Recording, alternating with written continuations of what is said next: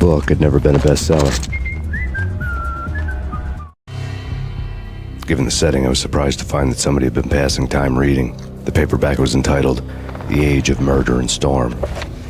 The blurb on the back mentioned Norse mythos and Ragnarok, the end of a Viking world with a terrible winter that covered the earth in ice, when vile crimes were rampant and all humanity lost. I could see how somebody impressionable might get it into their head that we were at the end of time. I was also beginning to see what the nightclub and its owner were all about.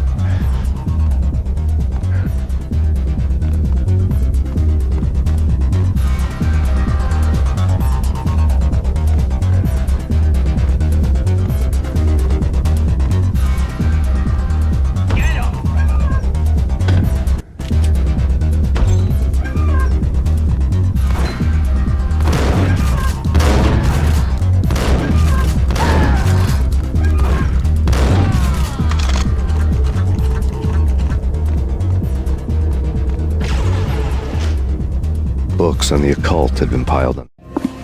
The room was stacked with light reading, such as Necronomicon, Witchcraft, and Paradise Lost. Old exotic titles like Malleus Maleficarum and De Umbrarum Reini Novum Portus. Books with pentagrams on their covers, all dealing with the occult and the infernal, lying between stacks of horror videos and a couple of Ouija boards. The only thing I could take seriously was the thought of Lupino taking it seriously. He had been spending a lot of time getting intimate with the guy downstairs. The table.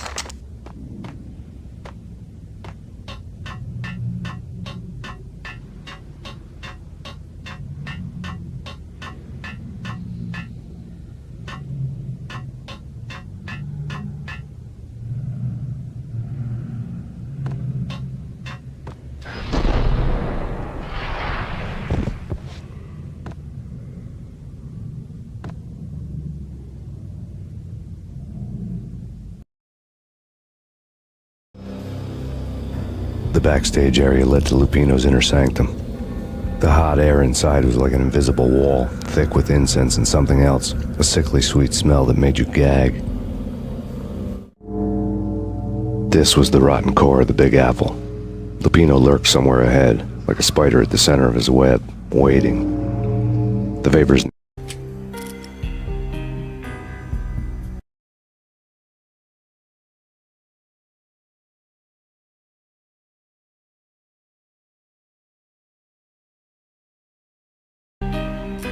The air started to make my head swim. Torn pieces of a letter lay scattered on the sofa.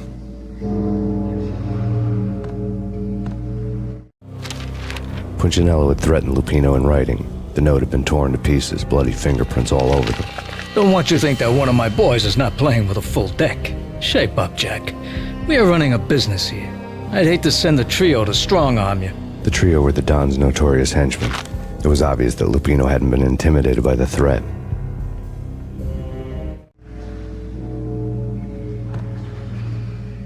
The flesh of fallen angels! Come to me all! Astaroth, Beelzebub, Asmodeus, Baphomet, Lucifer, Loki, Satan, Cthulhu, Lilith, Ella! Blood to you all! Secrets living under the skin of reality. I've seen it, the corruption of flesh. Oh! I'm the wolf, yeah! I am the wolf! It's close. It's coming.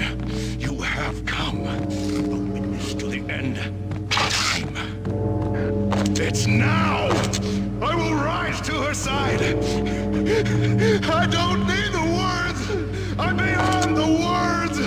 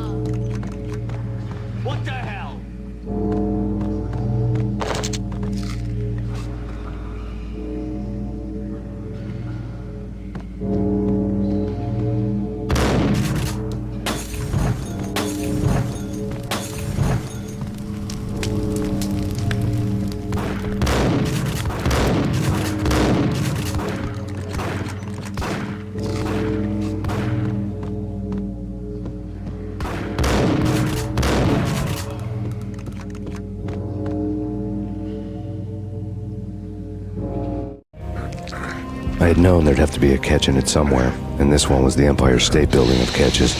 Lupino was pumped up and dying to go 15 rounds with a mutant alligator. And then he started this spooky monkey talk, straight from a bad dream. Mine. I have tasted the flesh of fallen angels. I've tasted the devil's green blood. It runs in my veins. I've seen beyond a world of skin, the architecture of blood and bow and arrow. Death is coming! She is coming, and hell follows with her. This is the twilight winter. I am ready to be her son. Her time is now, and all who stand in her way must die!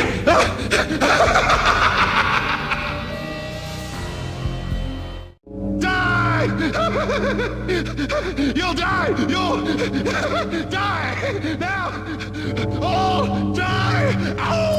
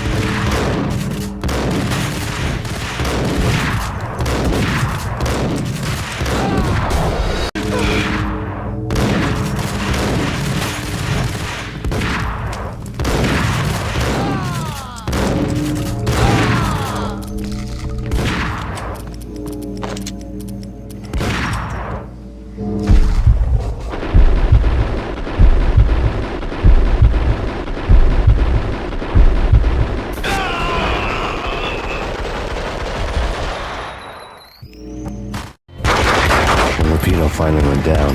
I wanted to make real sure he'd stay that way. V was a bad monster. Turned them into friggin' zombie demons from outer space. I think he's dead already. Huh? And that's when it happened. But dead or not, you've got the wrong guy. In stepped this knockout femme fatale holding a gun to my face. I returned the favor. Lisa Punchinello. Lisa Punchinello was the Don's wife. Mona Sachs. Lisa's evil twin. Your safety's off, evil twin. You might hurt someone with that gun of yours. Lisa's the damsel in distress. I'm the professional. I'd blow you away without batting an eye. Sure, and you can check out my credentials splattered all over this joint. Jack couldn't have framed you. Not the state he was in. We're after the same slime bag. Angelo Punchinello's the one who murdered your friend and framed you with it. You know this for a fact. I've got my sources. I don't have a clue these days. I just shoot them as they come. Who put a contract on the Archfiend? This one's mine. I hate the guts of that sadistic wife-beater. Why not pool our bullets for this one? I thought you'd never ask. My finger was starting to twitch. How do you like your whiskey? I'm easy, as long as you don't try to slip me a Mickey. You're a real angel, Max. It was good stuff. Tasted sweet as honey going down. Nothing personal. Can't risk you going berserk and getting Lisa killed.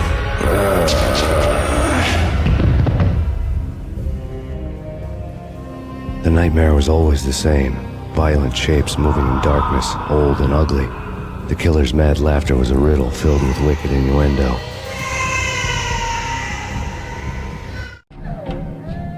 Somewhere, the baby was crying.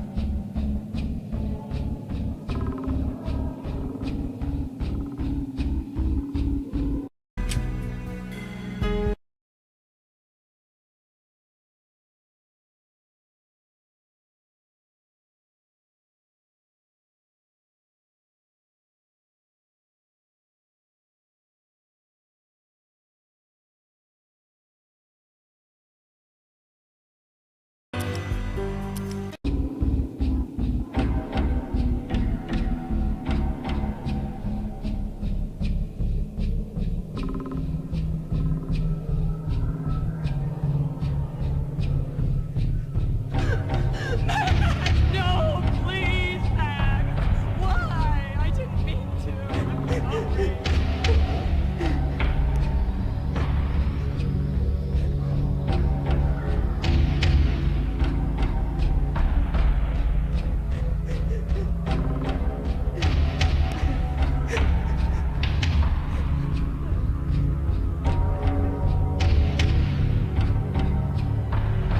Should have known it when we found you snoring next to Lupino's corpse. A comedian, huh? The pictures were filled with good old times.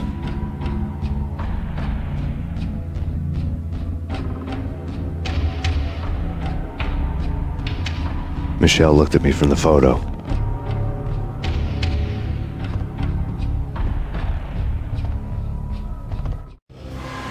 Alex and I had a few moments of glory between us. Crime-fighting comrades, the best in NYPD DEA collaborative team. Good-hearted macho bullshit like that. I would have given anything to have him here as my backup. No such luck. No luck at all.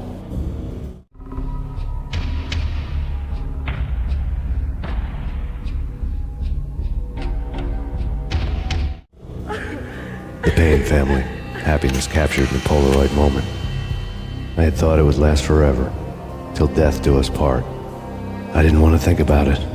As long as I didn't, it could never happen. But I had broken my own rule. The thought had already slipped in. Fear was rusty needles poking at my brain. Cold and scaly, it slithered down my chest.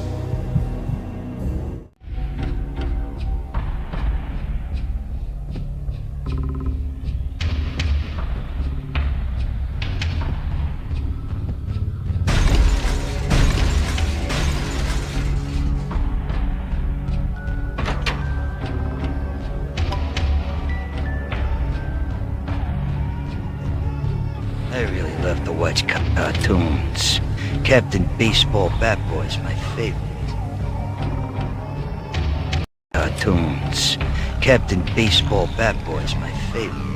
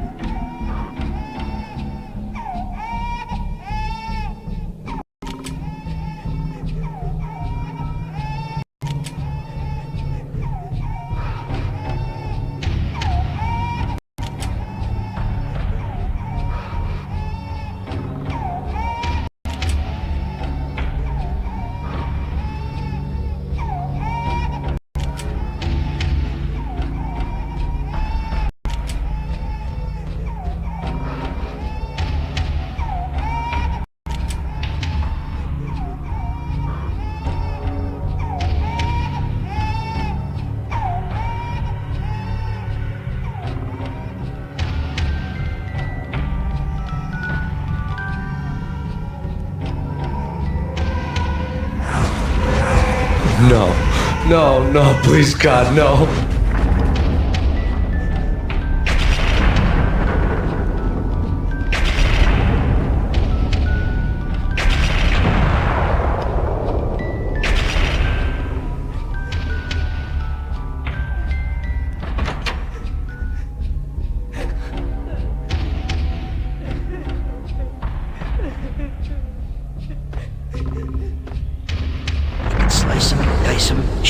full of holes, blow them to bits, vaporize them, disintegrate them. No matter what you do, they'll still be back, good as new.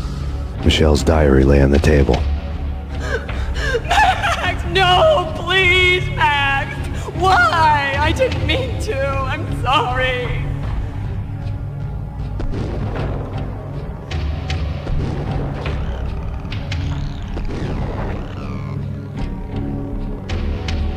Murderer! You killed her! Nothing like that ever happens in the real world.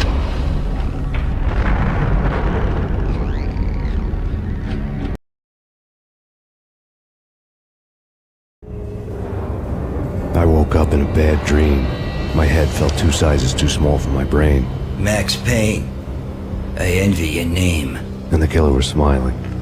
Pleased to meet you. I'm Frankie the Bat Niagara. Niagara, as in you cry a lot? He had a baseball bat and I was tied to a chair. Pissing him off was the smart thing to do.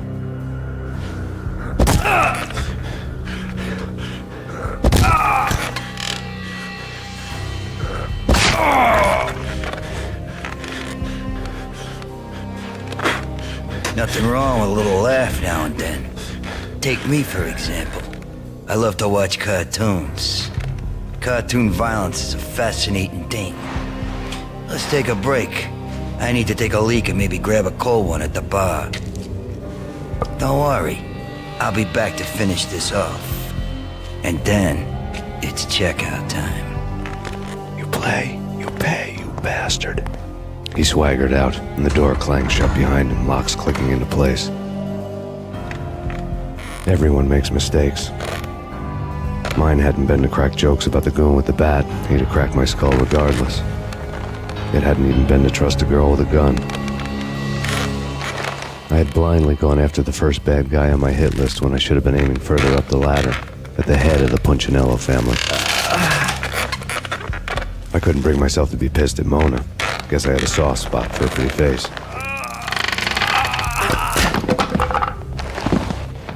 But when somebody decides to play baseball with your head, you tend to get sore. They had dragged me back to the basement of Lupino's hotel. I was beaten, bruised, and blue.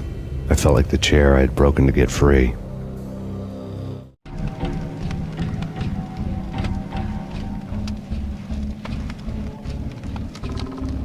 All I had was Niagara's bat, sticky with my own blood.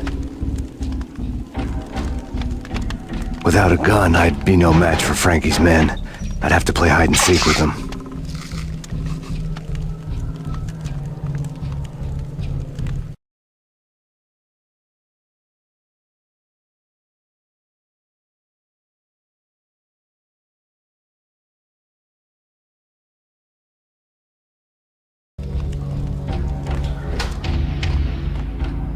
It's Frankie's turn.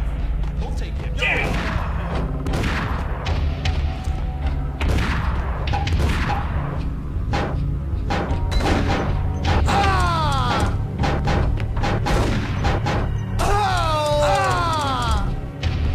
What the hell?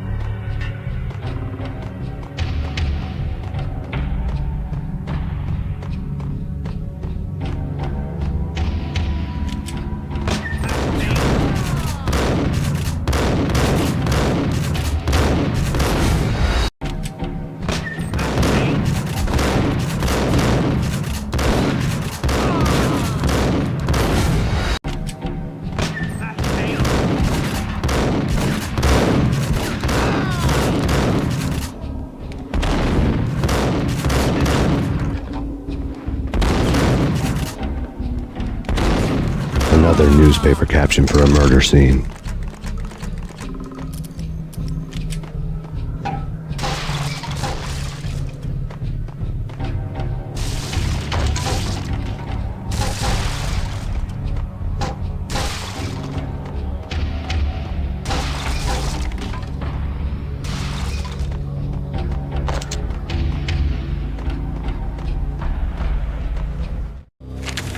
Frankie had left his calling card, a Captain Baseball bat boy strip, next to a sewer passage filled with bodies. You'd better not mess with Captain Baseball Bat Boy. Even my archenemy, Bicycle Helmet Girl, swoons at the sight of me. Aha! There were enough corpses to put a mass murderer to shame.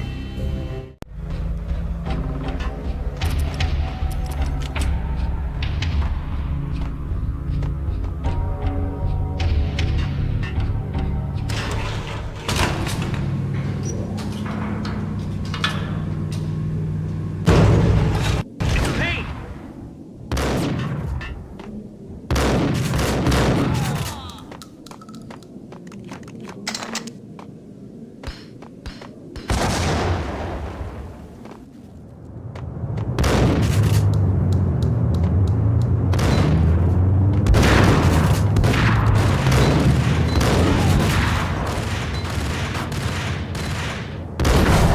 There he is!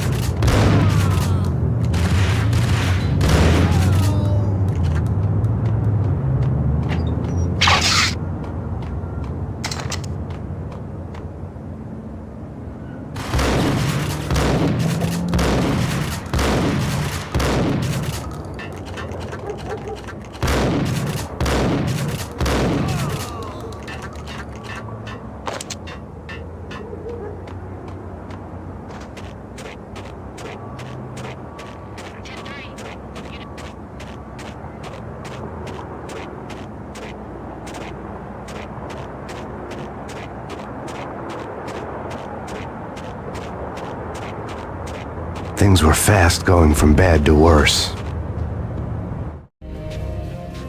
The men in blue had come and gone. They had decorated the place with chalk outlines and tied it together with yellow tape. The cops who had stayed behind were dead. Frankie, his boys, and I had the place all for ourselves.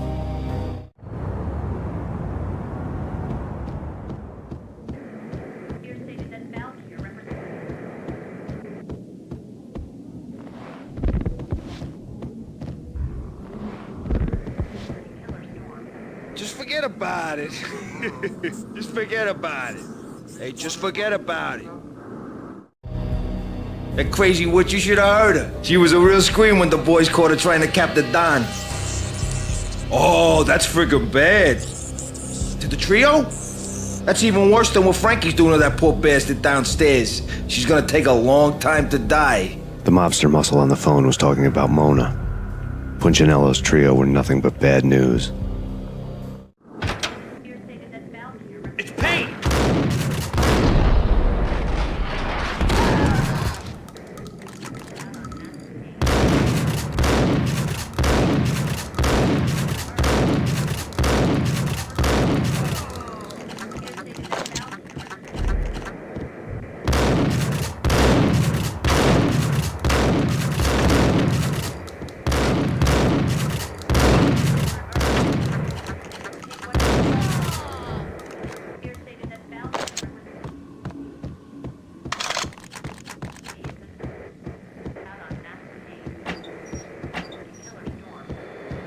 More evidence that Punchinello didn't like me much.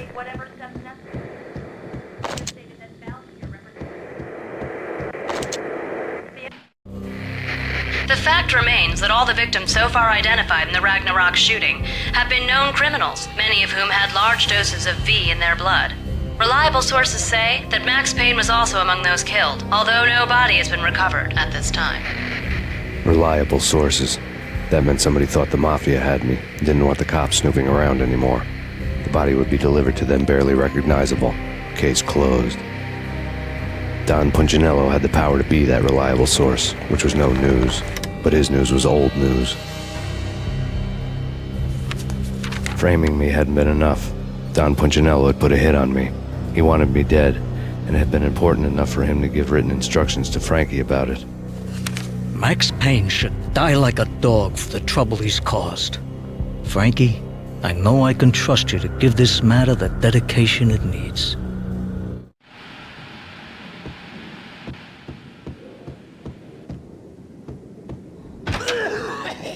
Yo!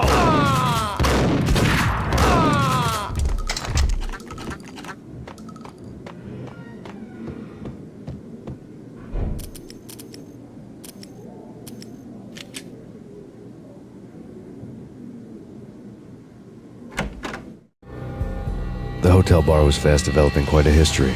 True to his words, Frankie was there, having a beer. Jesus Christ. How the hell did you get loose? Got bored waiting. Thought, what the hell, we could just as well finish this here.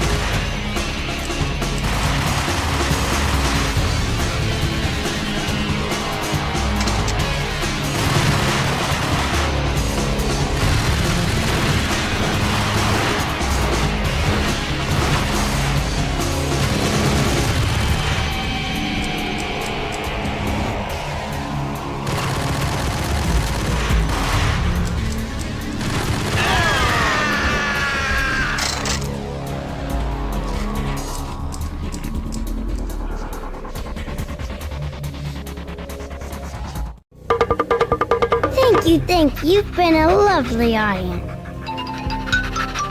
Had enough? I don't play with girls anyway. Unfair! I spotted the tail as soon as I left the hotel. A big black Mercedes. I'd seen the car before. That time it had heralded impressive explosions. Vladimir was back. Bang. You're dead, Max Payne. I might have laughed if I remembered how. What's this supposed to be? Cops and robbers? Look, you want something with me? Get in line. Peace, man. Relax. You know you are a real news item. Armed and dangerous. I am going to make you an offer you can't refuse. I've always wanted to say that. It's a bum rap. I've been framed. That's a moot point. Whatever you did or did not do, I'm sure you had good reason for doing it. Want to hear me out? I'm listening.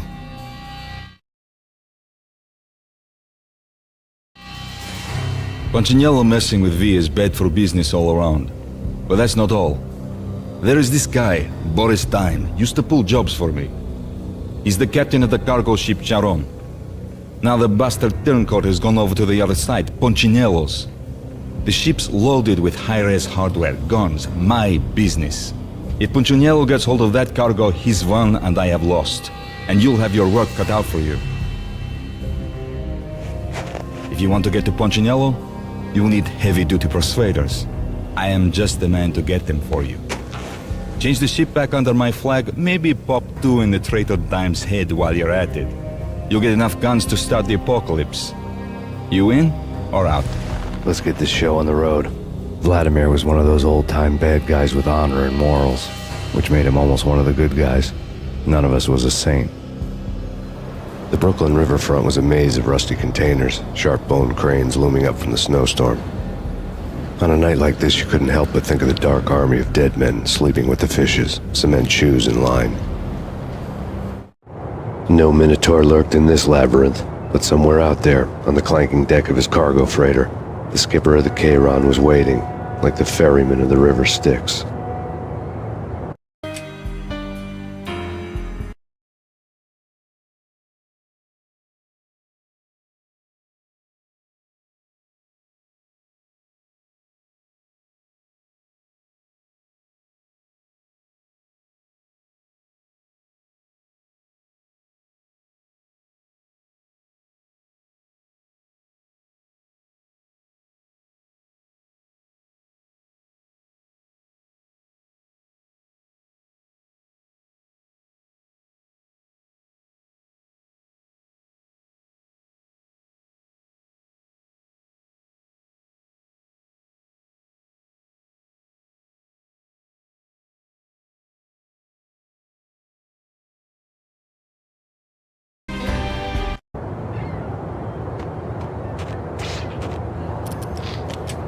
What?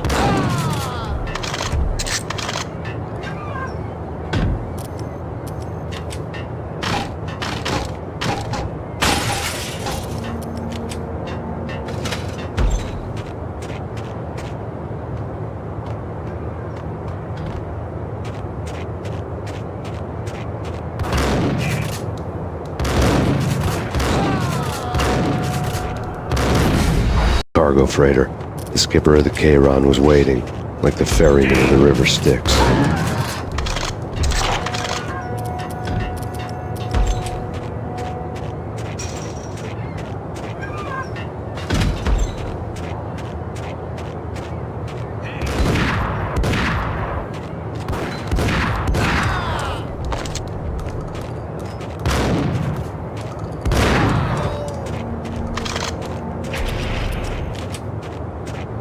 Both of them beat to a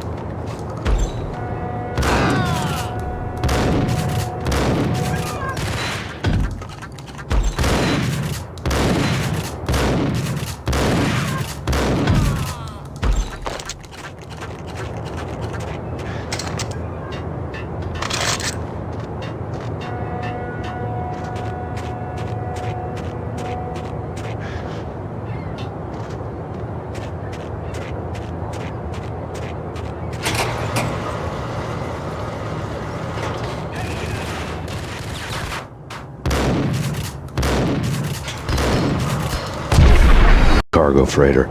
The skipper of the Cheiron was waiting, like the ferryman of the river Styx.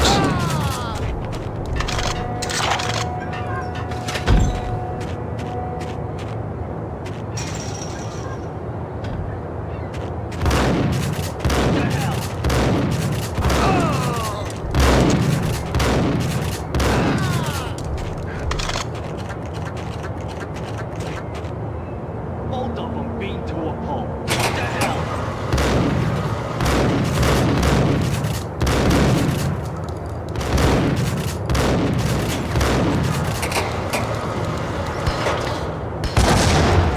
What the?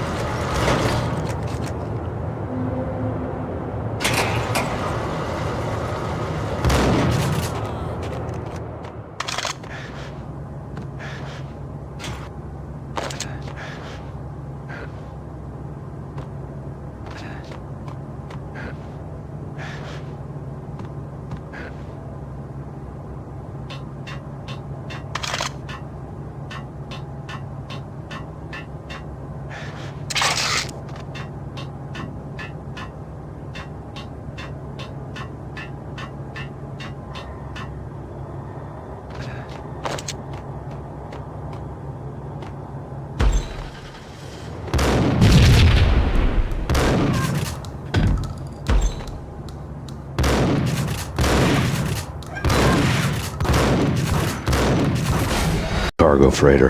The skipper of the Cheiron was waiting, like the ferryman of the river Styx. Cargo freighter. The skipper of the Cheiron was waiting, like the ferryman of the river Styx.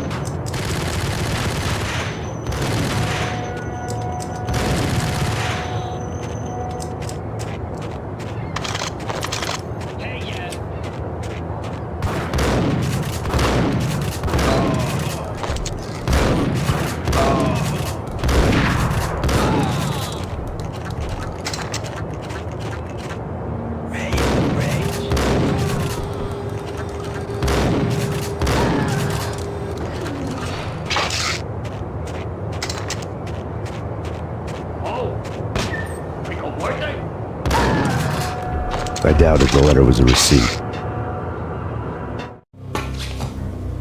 Rico Muerte had come to town to do more than just sort out family troubles. Exhibits number 1, 2, and 3. Briefcase of money, a sniper rifle, and an envelope with one word neatly printed on a folded piece of expensive paper. Mayor.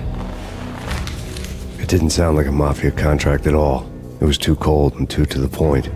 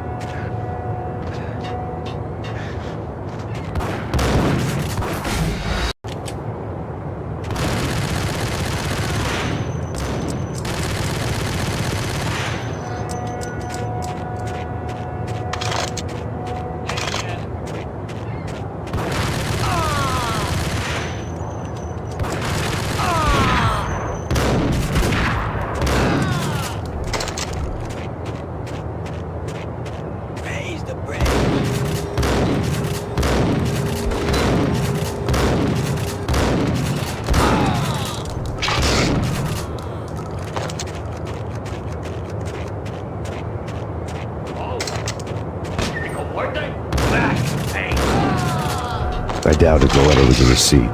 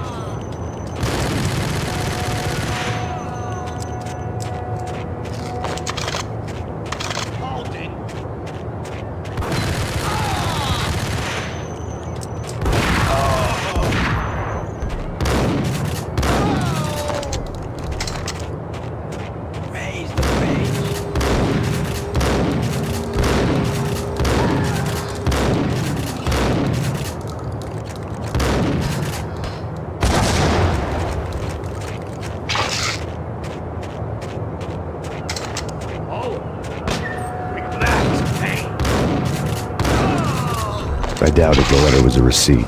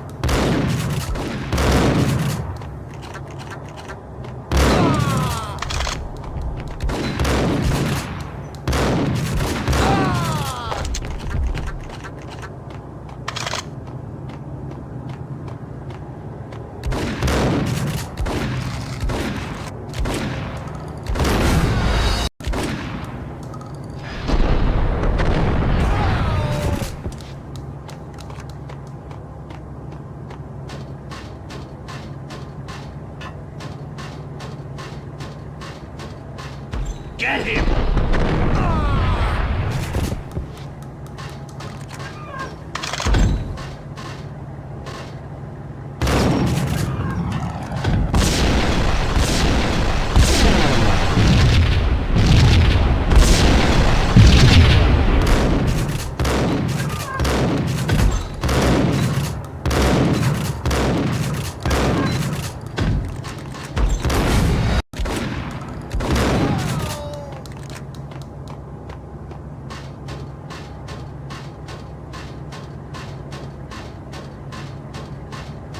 Whack!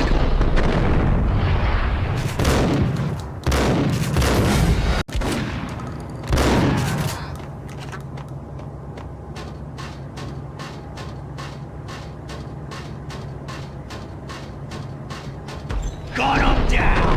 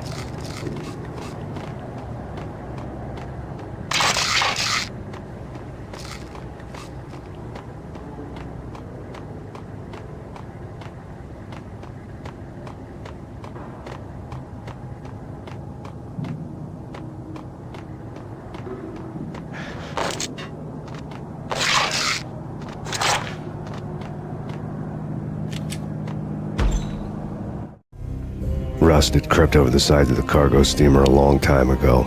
Boris Dime would be on board. I'd have to smoke half of his crew to even get near the gangplank. Guns were probably being kept in the hold, buried amidst the rats and oily water.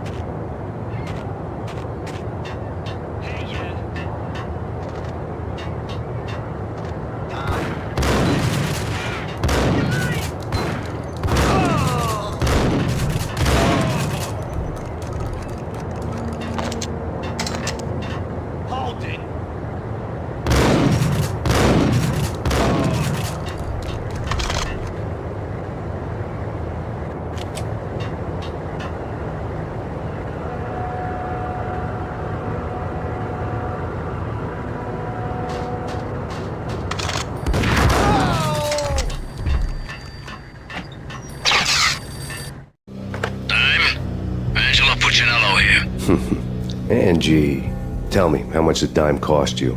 I bet it was more than his name. Max Payne! Right the first time. You're dead, punk! You sure you're not confusing me with Boris here? But you are right, of course. Pretty soon we should get together and have a talk. You son of a... Pissing Punchinello off was a dangerous game, but when people get mad, they make mistakes. I should know. That's where I wanted Punchinello, mad enough to trip over his own feet, preferably into a grave. Dime! Dime!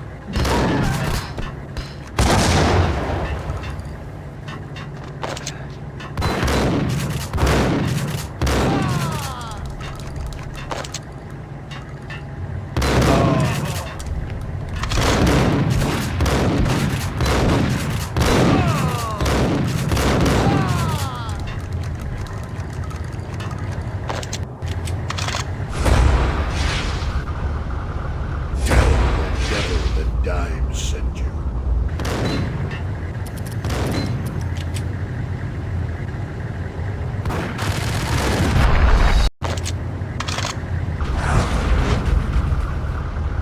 Tell the Dime sent you.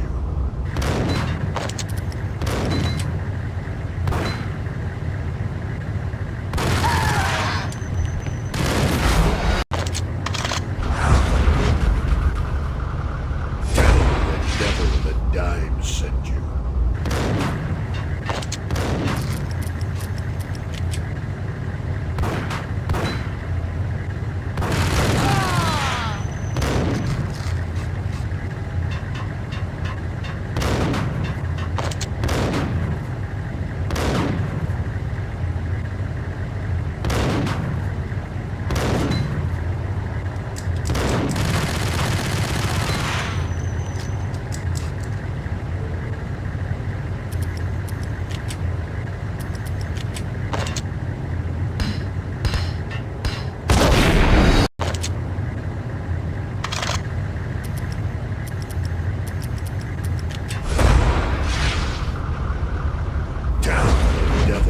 Dime sent you.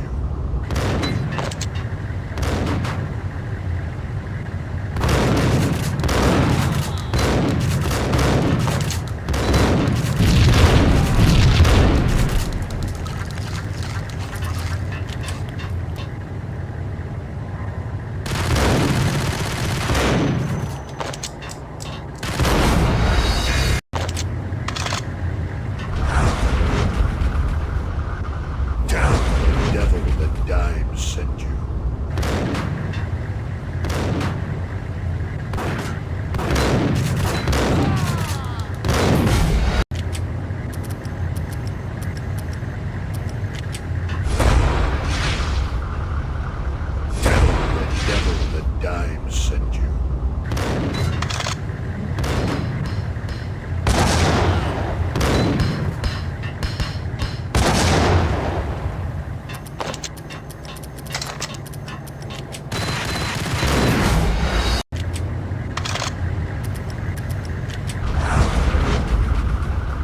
dime sent you. The dime sent you.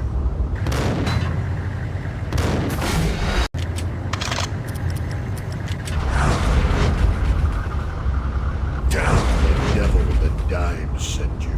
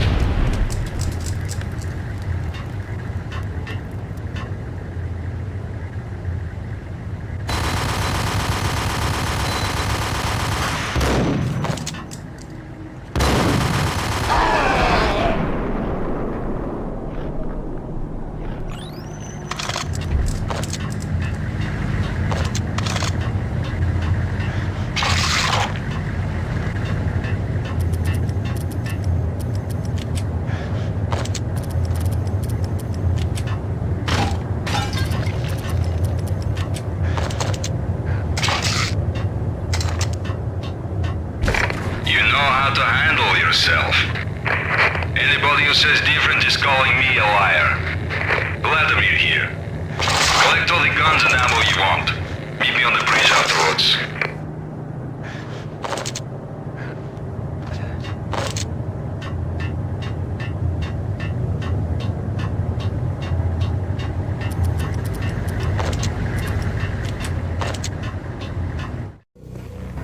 Did you get everything you need? Check. I owe you. Anything you need. This is my solo. When I'm through, Punchinello won't be anybody's problem anymore. Clear as vodka.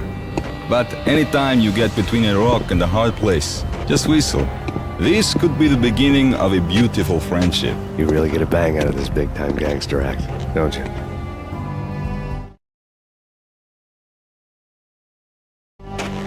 Even with all this firepower, I figured I couldn't get to Punchinello at his manor. I could only hope that he wouldn't pass a chance to hear me beg to see he's won. This is Max Payne. I want to cut a deal.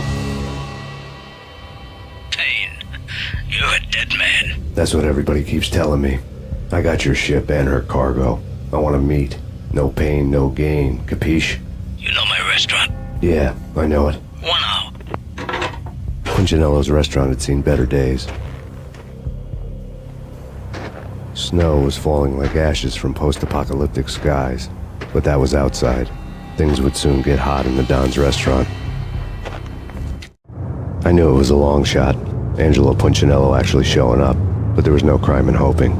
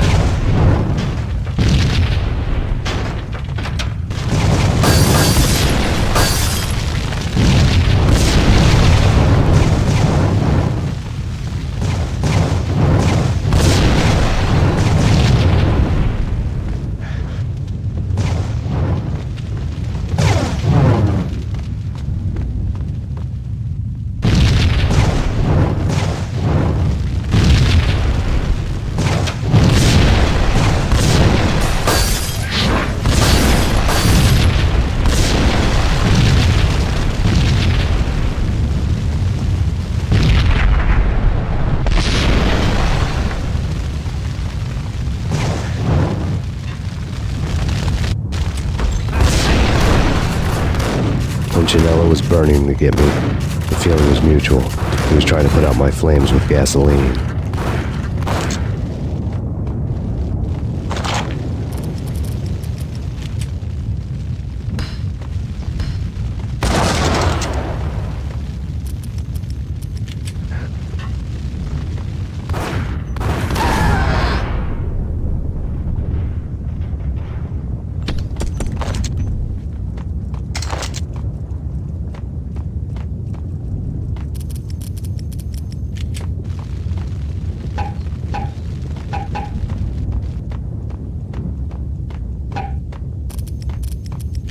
The mobsters have been guarding a real treasure, the way out of this disco inferno.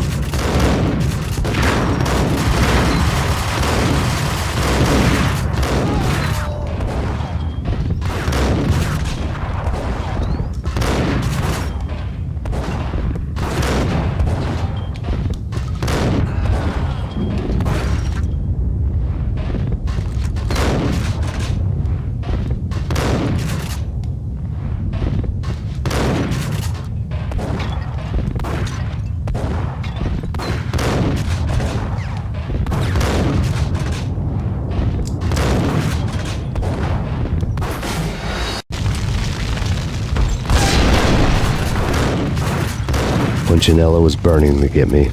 The feeling was mutual. He was trying to put out my flames with gasoline.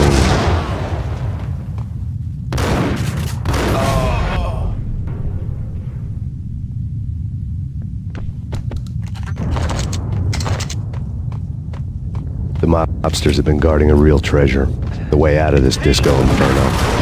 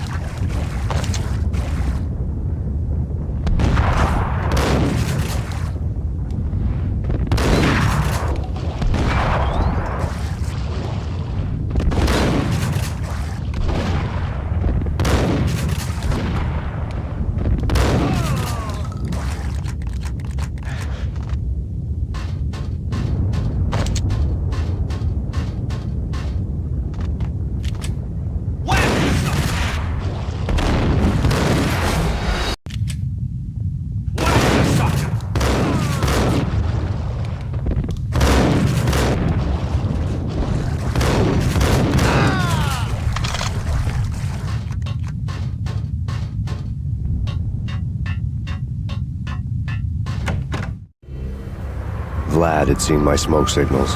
The Mercedes was revving to go, almost drowning out the Banshee wail of the sirens.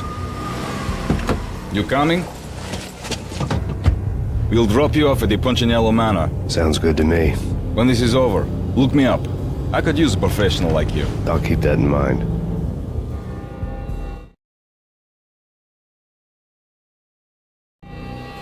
The night groaned with cold. The garden lights flickered nervously. In their light, the falling snow was dead white before the darkness ate it up. I had heard the stories. The trio were mad dogs. They'd have hung the heads of their enemies over the manor gates if the capo had only let them. Punchinello wanted Payne. He'd see the pain. The trick in my situation was that there was no trick, no matter what the movies tell you. No rules, no secret mantra, no roadmap. It wasn't about how smart or how good you were. It was chaos and luck, and anyone who thought different was a fool. All you could do was to hang on madly, as long and as hard as you could. Someone had graciously left the back door open for me and killed the guards. My money was on Mona. I knew the trio would be standing between me and Punchinello.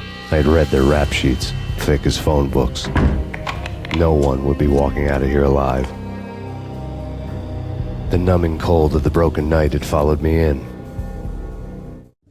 Upstairs, the trio tangoed down the manor halls to the silent rhythm of their murderous hearts. The blood of their victims rust on their lips.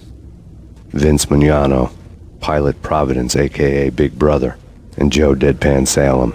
The pistol was a frozen lump in my hand, piercing the skin, gnawing me to the bone.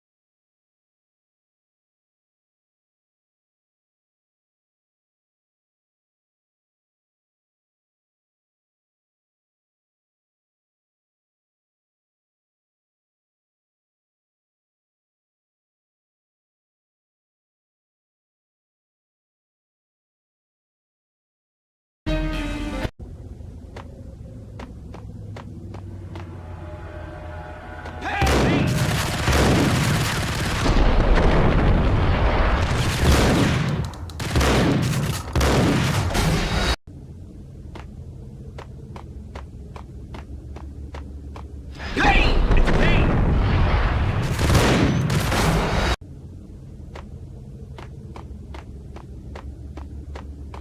Ah, Payne! It's Payne!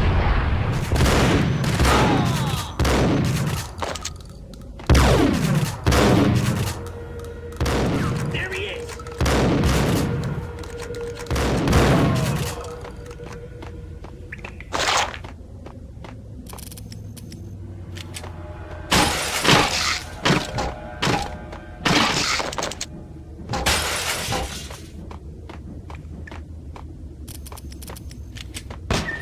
In death, the thug had been...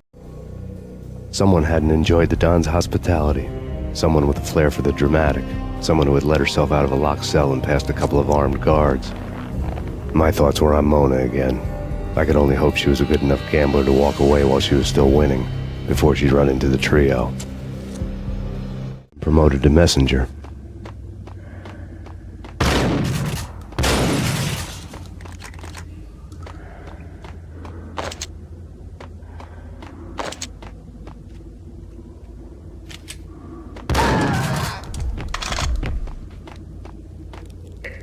Someone get the guys from upstairs! No one's going anyplace. Too late for that. He won't think we waste him. Vinny and Joe and Pilot won't get the credit for this kill.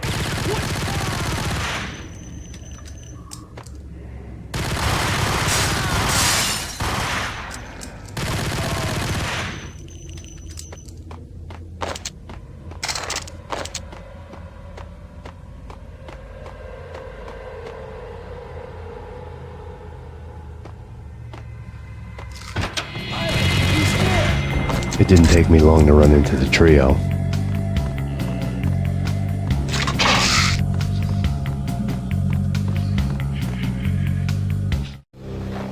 The word on Lisa Punchinello was that she was a bit of a witch. The tarot cards on the kitchen table fit the picture. They weren't my kind of cards, but I was willing to take a crack at the hand Mrs. Punchinello had dealt. The first card was the Tower. Maybe that was supposed to be the manor. It got easy after that. The devil was the master of the house, and death was me, coming for him.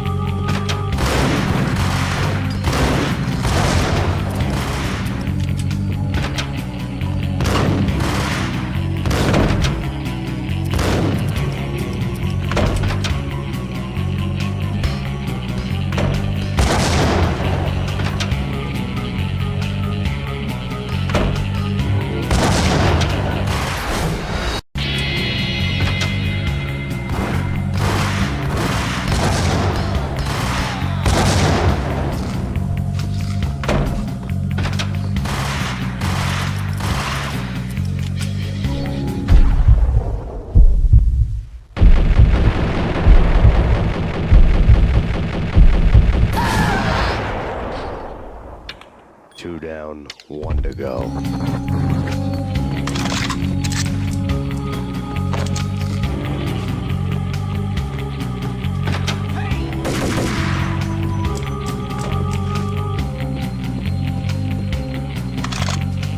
No stopping him! This way is stop anything. They come.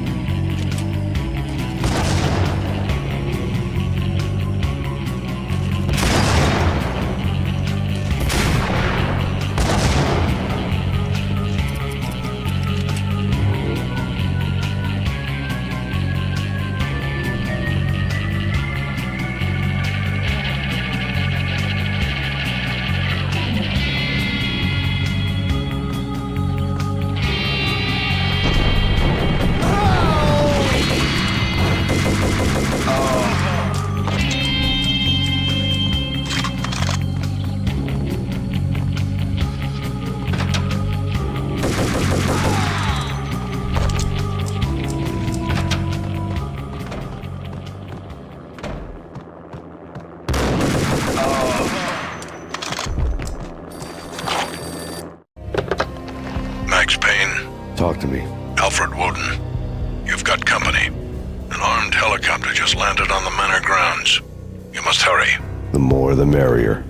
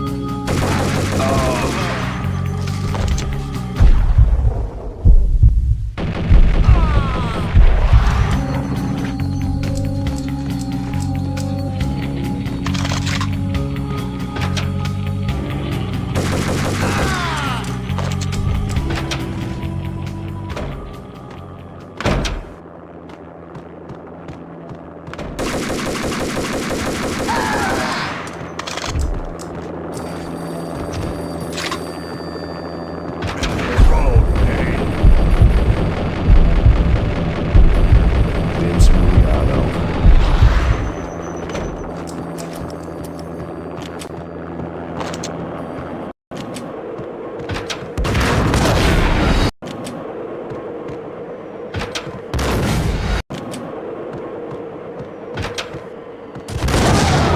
Punchinello's trio was done for.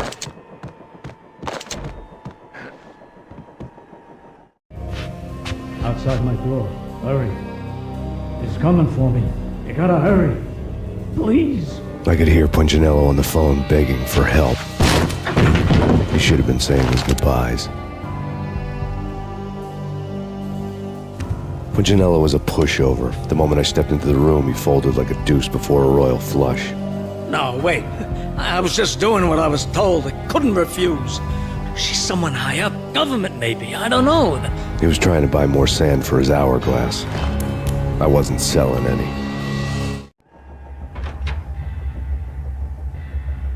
No, I told him not to.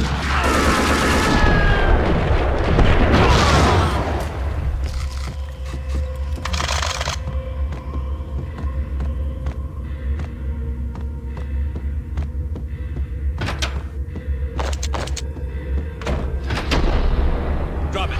Don't move. Game over, Max Payne. I could tell when I was outgunned. It was time to take another beating. The mystery witch was a real barracuda. Trouble on dagger heels, a smoking assault rifle in her hand, and an army of killer suits behind her. How sweet. I get to kill 2 birds with 1 stone. Sooner or later, it was going to catch up with you. Mr. Payne, it's time to show you the benefits of my brew. Be a good boy now. You'd find that Lady Luck was really a hooker. You were fresh out of cash.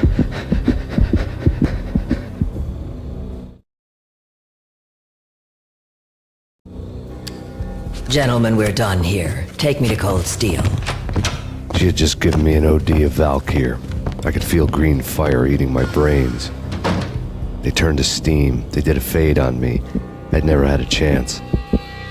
The witch had got me just as sure as if she put a gun to my head and pulled the trigger. The shadows rushed me, bruised mugshot faces hungry for revenge. They knew my weak spots and closed in for the kill. The floor turned into a vortex of green blood. I fell. The flesh of fallen angels.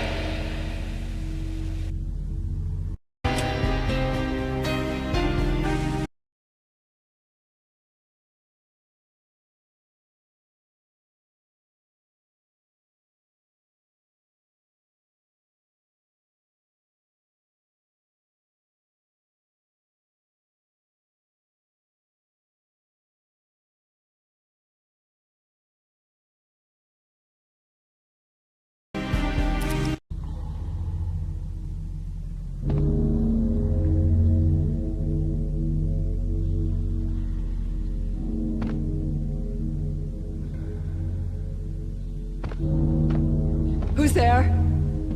Max? Max, is that you?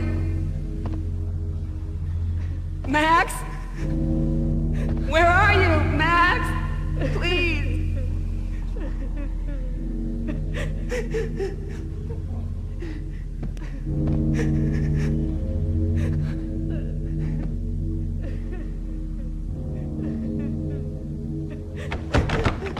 No, please, Max, no! I'm sorry. Please don't, Max, no!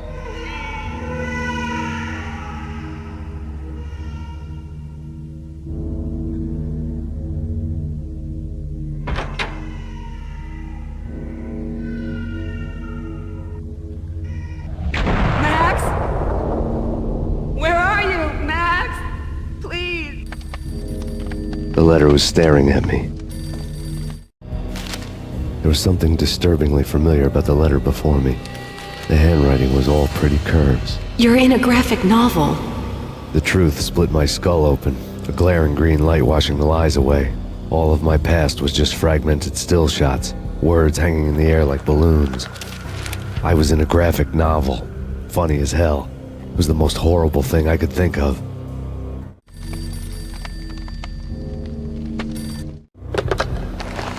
Shiny stuff, and dreams are made of stooped necromancers.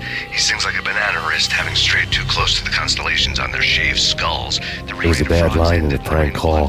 Someone spouting insane babble. I couldn't make sense of it. But I had an overwhelming sense of deja vu, and the caller's voice sounded oddly familiar.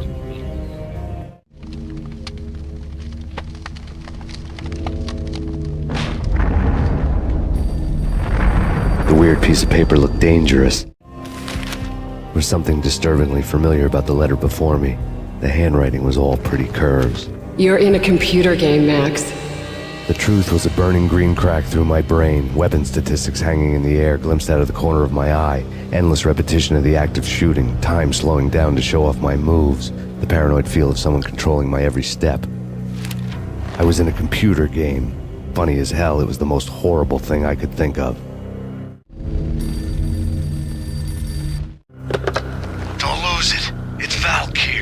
Drug, snap out of it. Try to remember. It was a bad line in a prank call. Someone spouting insane babble. I couldn't make sense of it. But I had an overwhelming sense of deja vu, and the caller's voice sounded oddly familiar.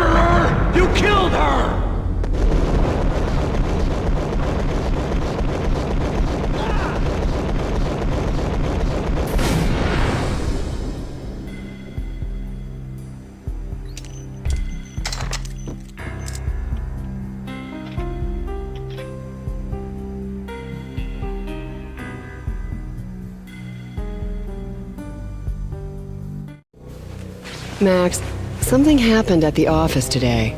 A strange memo. Something about Vikings. Honey, I gotta run. You can tell me all about it this evening. Have a nice day, darling. The bullet holes were rubies on her chest, blood glowing on her ivory skin. She was so beautiful. The killer was smiling. The flesh of fallen angels.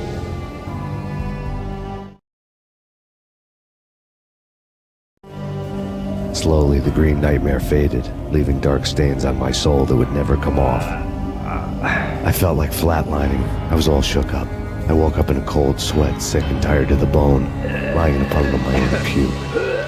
The hag had said take me to Cold Steel before it had all gone crazy. It was a clue, the only one I had. It took me forever to crawl back to my feet and hit the road, but when I did, I drove straight to Cold Steel Foundry outside the city. There was a whole lot of action around the place for a freezing winter night. Trucks coming and going, men running. I had the drop on the mystery witch. She thought I was dead. I was on her blind side. I was going in. The bad trip had put me in a crazy mood, adrenaline pumping through my aching veins.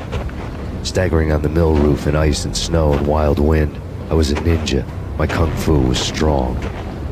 I wasn't kidding anybody. At best, I was Superman on kryptonite about to fall through a skylight, down to where it was all going down.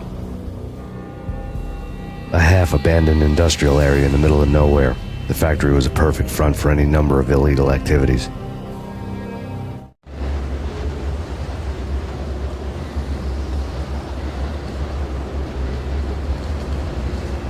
In the belly of the plant, molten metal boiled and bubbled like a witch's brew.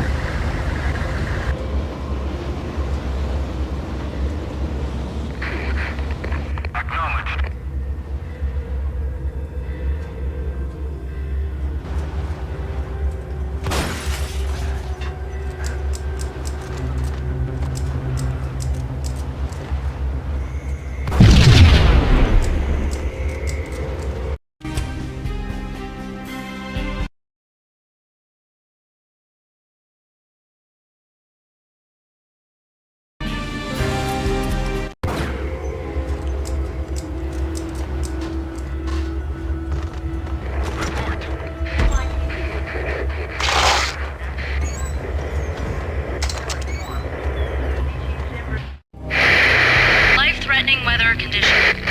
A record-breaking killer storm. In the city's history.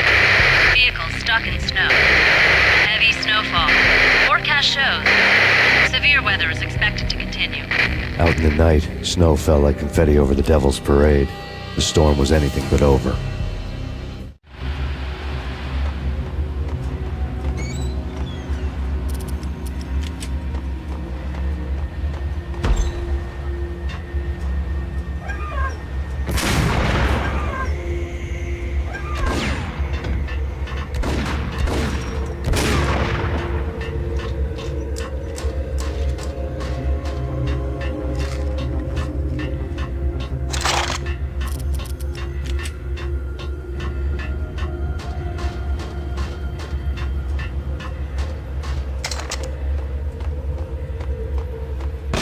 In pursuit of the intruder.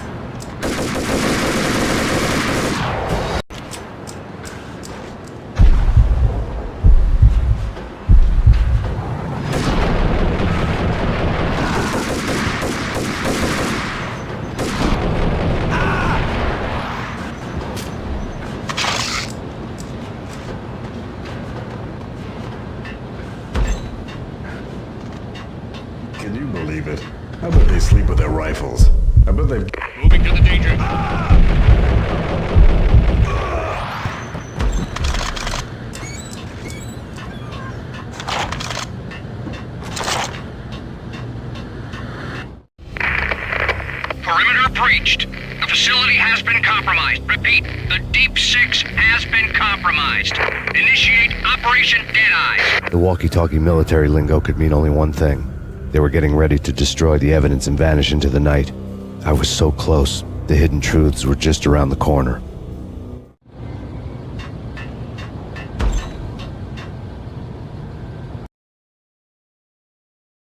Casualty status.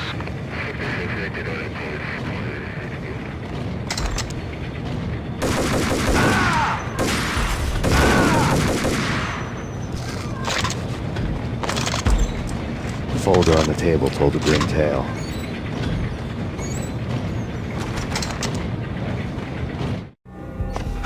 The mercenaries were running a tight operation, paperwork and all.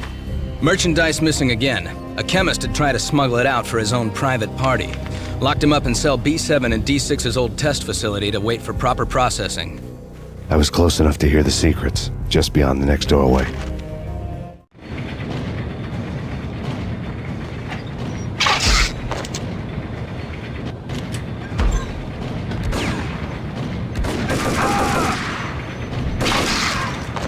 Damage assessment.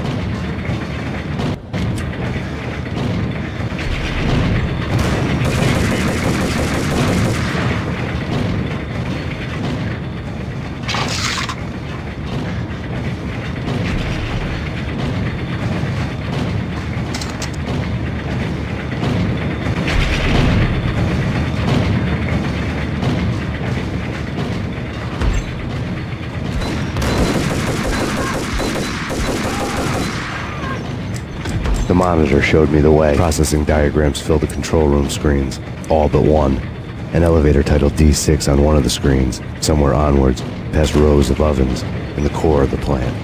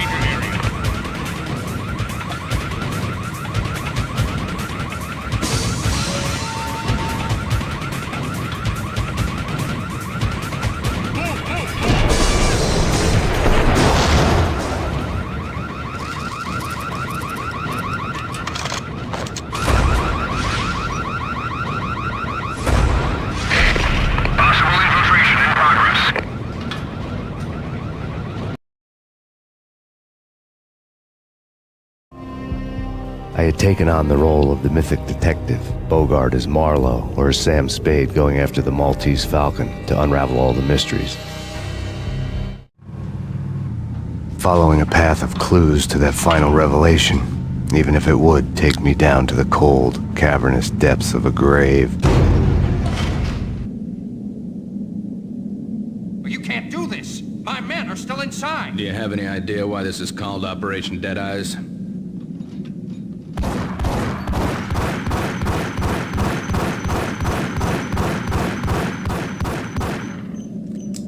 I think he's dead already. Let's do it.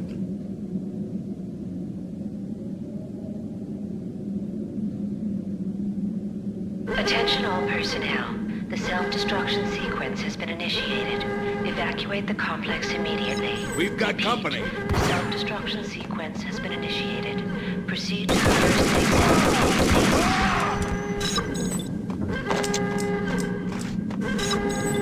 Abort! Abort! The self-destruction sequence is...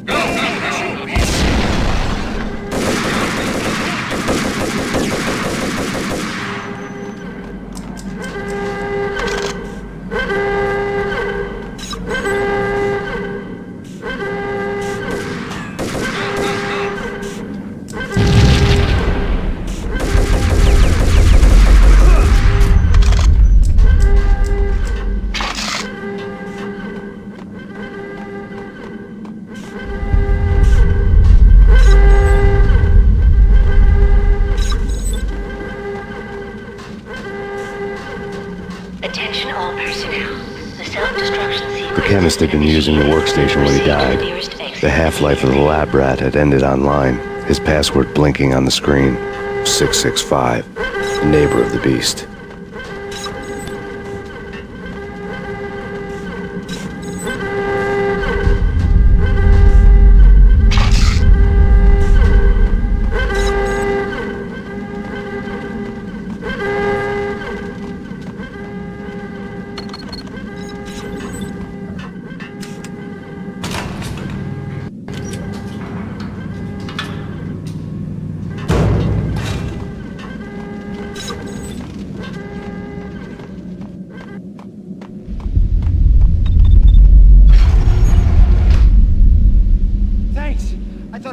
In there for sure. I need you to get me through the decontamination chamber airlock. You're crazy! No way! The place is blowing up, for Christ's sakes! Either that or back to the cell. Your choice. Okay, I'll do it. I'll do it. Personnel. The self-destruction sequence has been initiated. Proceed to the nearest exit immediately.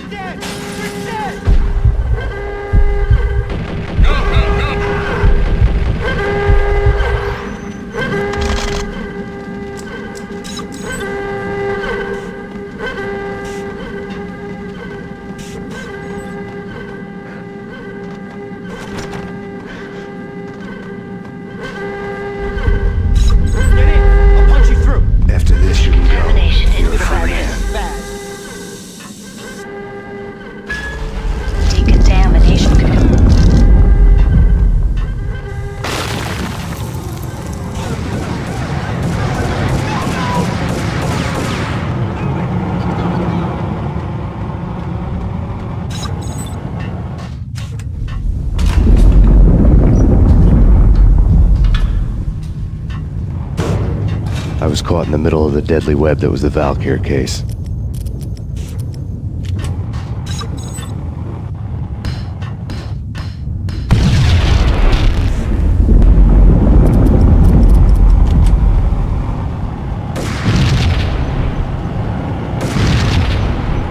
One of the lab terminals had the project logo on the screen.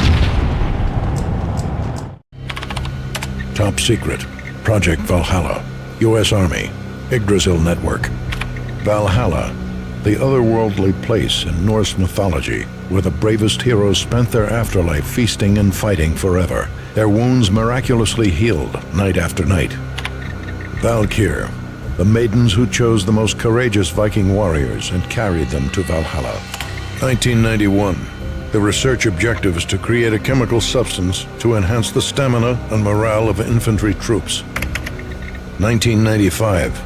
Results unsatisfactory. Project cancelled. Someone had decided to continue the sick experiment unauthorized. Project compromised. Data leak. Fix the damage by any means necessary. Security clearance red. Authorized by the project lead. Field test. Double the dosage for all the remaining test subjects. Observe and record the subject's behavior in an urban setting. The drop-off point was my old address in New Jersey. The file dated 3 years ago.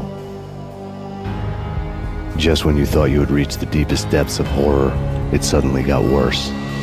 How to turn off that small voice inside your head that started to whisper that you should be glad that now, if not before, your revenge was justifiable on any conceivable moral scale. That small voice proved, beyond any doubt, that I was damned. The dagger-heeled woman had come and gone a long time ago. There was nothing more for me here. The bunker's name was acting as a self-fulfilling prophecy.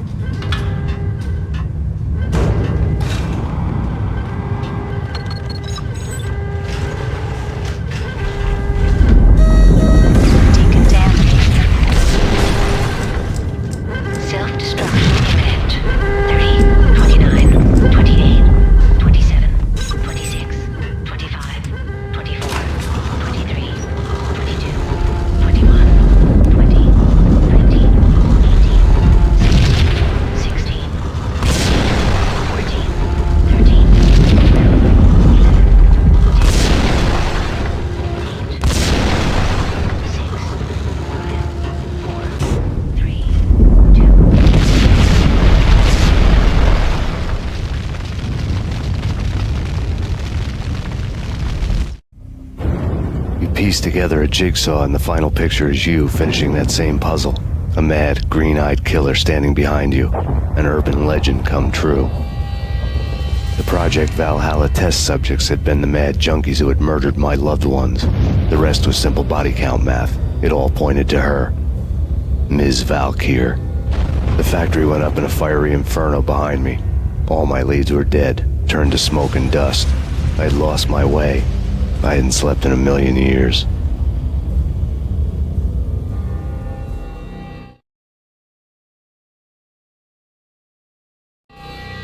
I felt thin as death. I've been living on an endless supply of week-old donuts. They were fuel for this crazy furnace inside my head. I couldn't remember when I had last seen the sun. I was on a permanent graveyard shift. When the darkness fell, New York City became something else, any old Sinatra song notwithstanding. Bad things happened in the night, on the streets of that other city, Noir York City. I was in an all-night diner, downing cup after cup of coffee that tasted like engine oil, when a new message from BB got me back on the killer track. What the hell happened at Roscoe Street? Maxie, I'm going out on a limb here. We need to talk this through, come up with a plan. 2:30 a.m., the Choir Communications Garage. The more I thought about Alex's murder and the frame-up, the more it felt like an inside job. I should have seen it coming. BB had sold me out, and now he wanted to finish what he'd started. The garage was dead. BB showed up in his tailor-made suit, gold watch, and cufflinks to match, all way beyond a cop's pay. Maxie. Oozing suave charm, he was guilty as hell. What the hell does BB stand for anyway? Backstabbing bastard? Come on, don't be like that. Have a cigar. I don't smoke. Maxie, you have no idea how big this is. It's huge. You have no idea. I think I do. You're a bribe-taking bent cop who sold out his partner. Those mobsters in the subway were a dead giveaway. Hard to miss. Bet it was exactly like this with Alex. Up close and personal. You can't win this one, Max. No, but I can make damn sure none of you do either. BB turned out to be another cardboard cutout bad guy.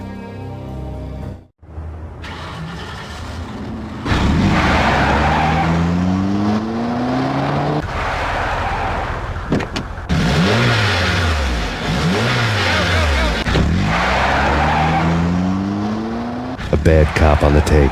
a cowardly right-hand man fleeing from the scene, leaving his paid thugs to do his dirty work.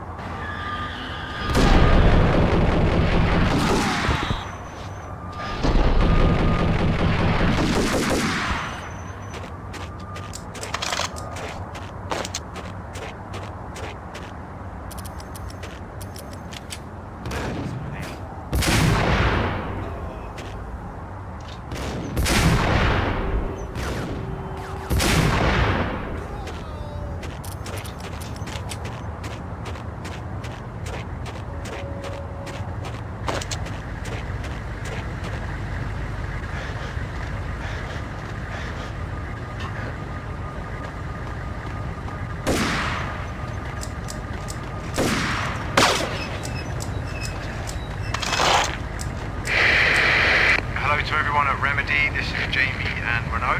Hello. Hey, how you doing? And this is hopefully the last session we've done for you, or we're going to do for you. It's been a pleasure working on this game.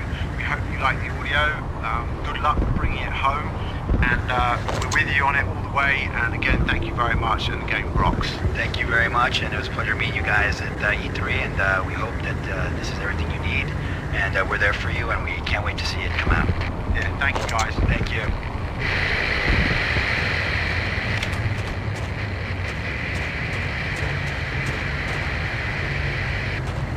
Not a friend ladies, are you? Okay, take it easy. Hold it.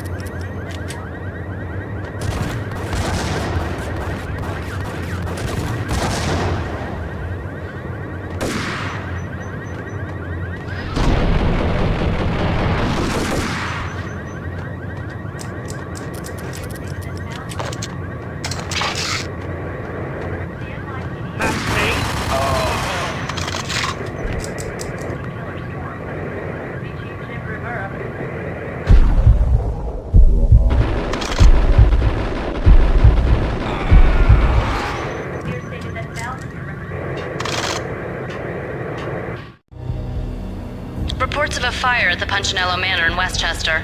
The manor is the home of Angelo Punchinello, the alleged head of the Punchinello crime family. The police are now saying, contrary to their earlier statements, that Max Payne is still alive and at large. He continues his vendetta against the Mafia, of which this last act of arson is attributed to.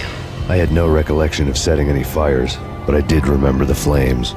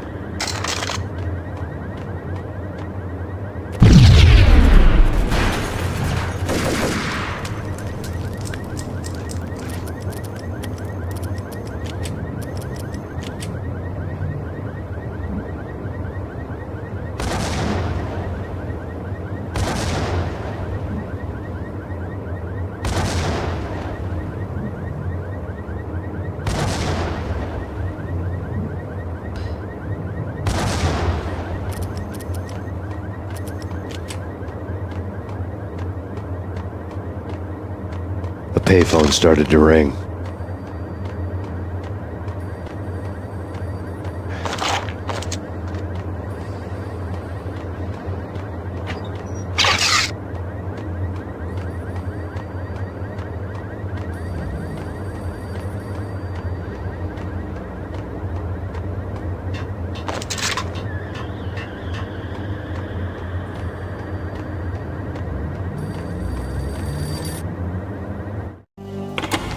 Yeah.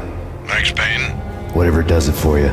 this is Alfred Woden. I can give you the name of your enemy. Come to the Asgard building presently. We are expecting you.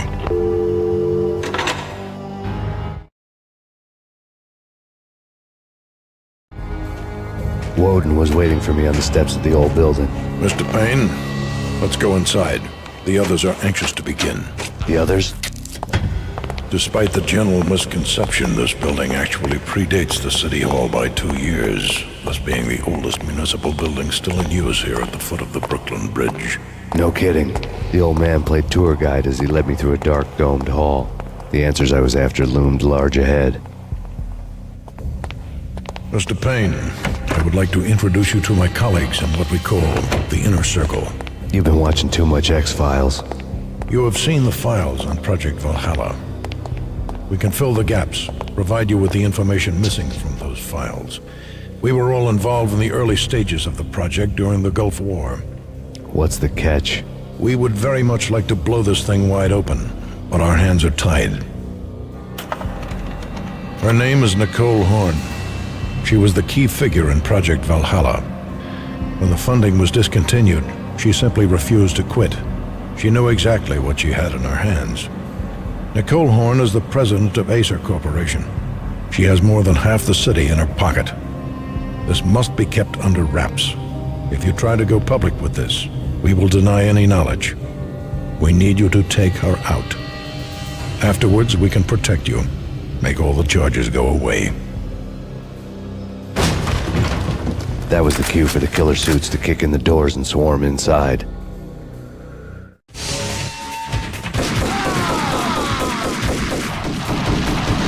It was an impressive floor show, but I decided to leave early anyway.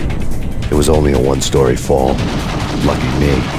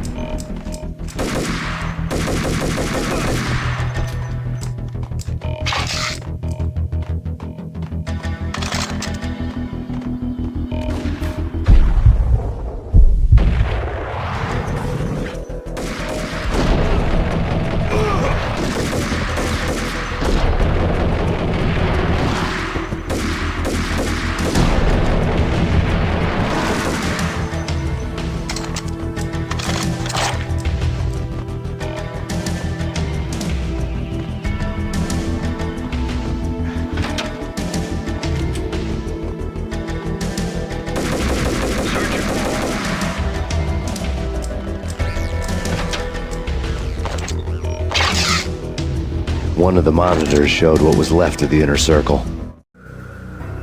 On screen, the so-called corpse of Alfred Woden stood up, miraculously waking from his dirt nap, looking smug among his dead pals. In the land of the blind, the one-eyed man is king. I didn't know how he pulled it off, but it was a pretty slick way to get out of all his promises. Most of what he had said fit too well to be a load of crap.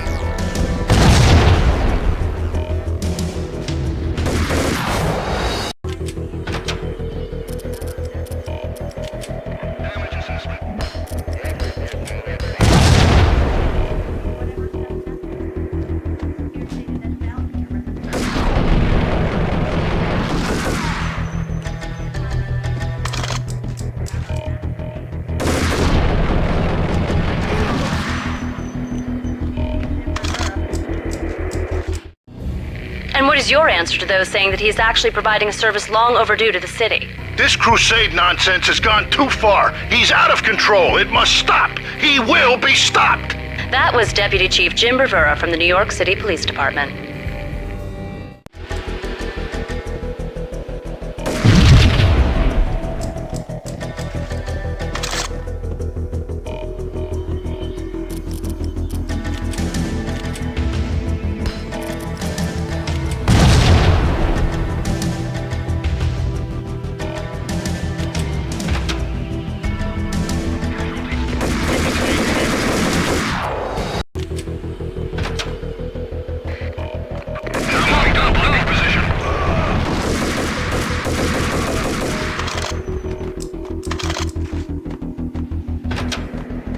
A videotape lay on the desk.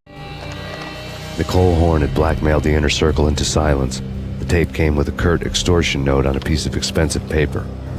I remembered Candy Dawn taping her clients in action on the side, selling the tapes to the highest bidder. I was sure that kinky sex was nowhere near Alfred Woden's worst sin. But I had a feeling that when this was over, any collateral would come in handy. Desk.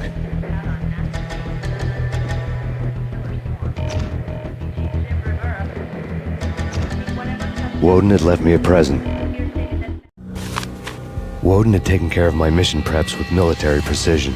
The critical areas in the Acer Corporation headquarters blueprints were circled in red. The president's office was at the top of the building, right below her penthouse suite. The elevators were controlled by a security computer, part of the mainframe located underground below the building. The high-rise was sealed as tight as a sci-fi fortress.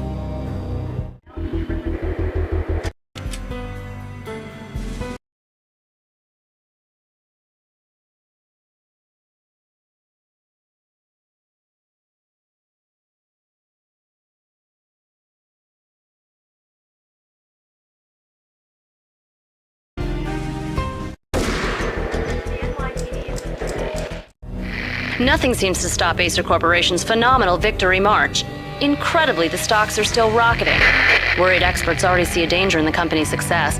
Some have gone as far as to say that Acer Corporation is about to become an even bigger monopoly than Microsoft ever was.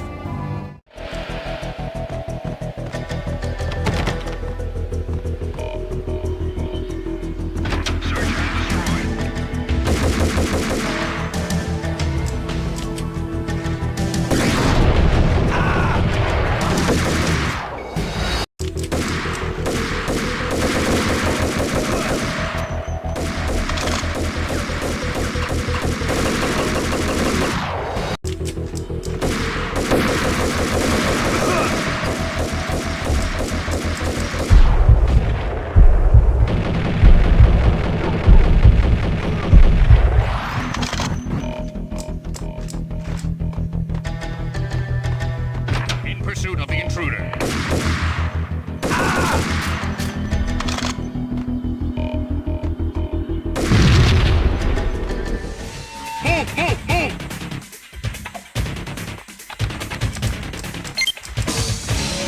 Now moving to the blocking position.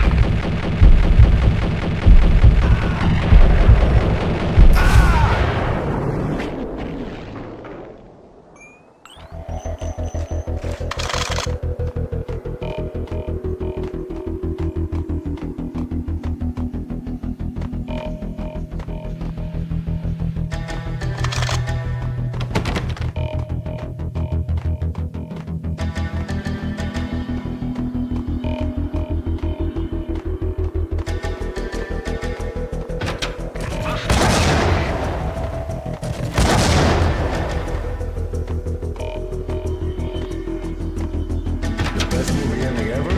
Gotta be Butch Cassidy and the Sundance Kid. A hero's end, going out with... A hero's end, going out with guns blazing. Never heard of it. Hey!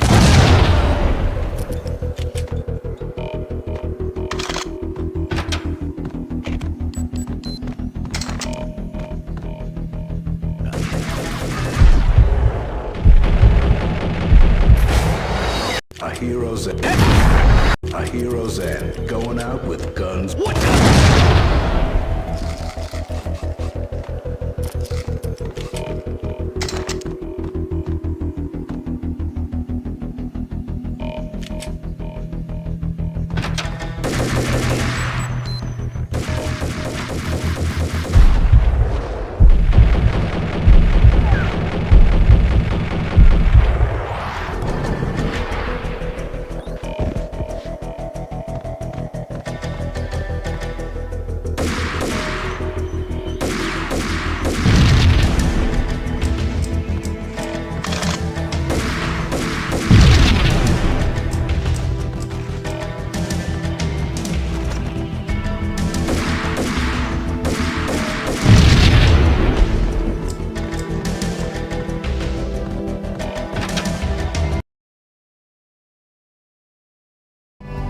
I had dreamed of revenge.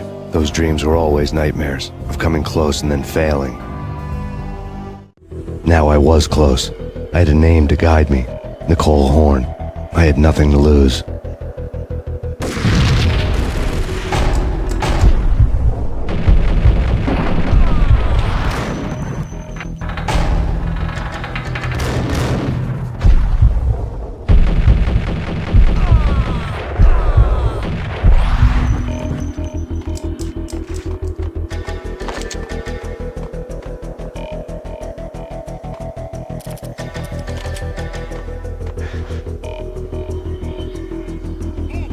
The Inner Circle had quite a track record.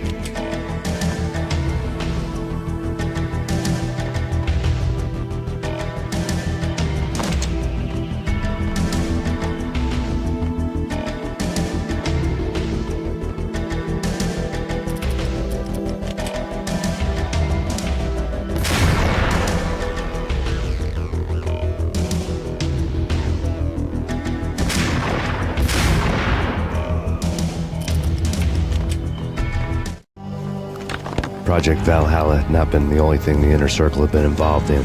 There were rows of cabinets full of files. The Serpentine Secret Society went back a long way, always pulling strings from the shadows. I couldn't say I was sorry.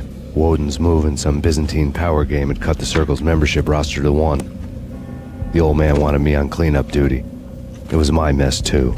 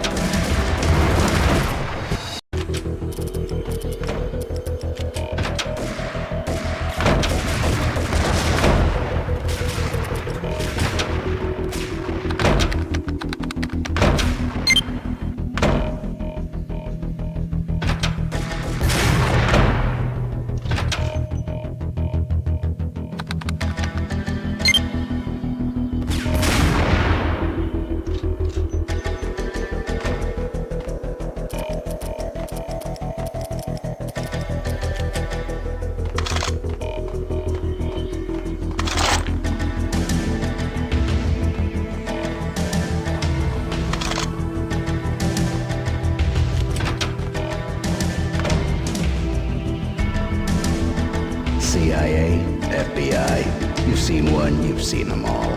Sure, good for a practice run. This, working for her.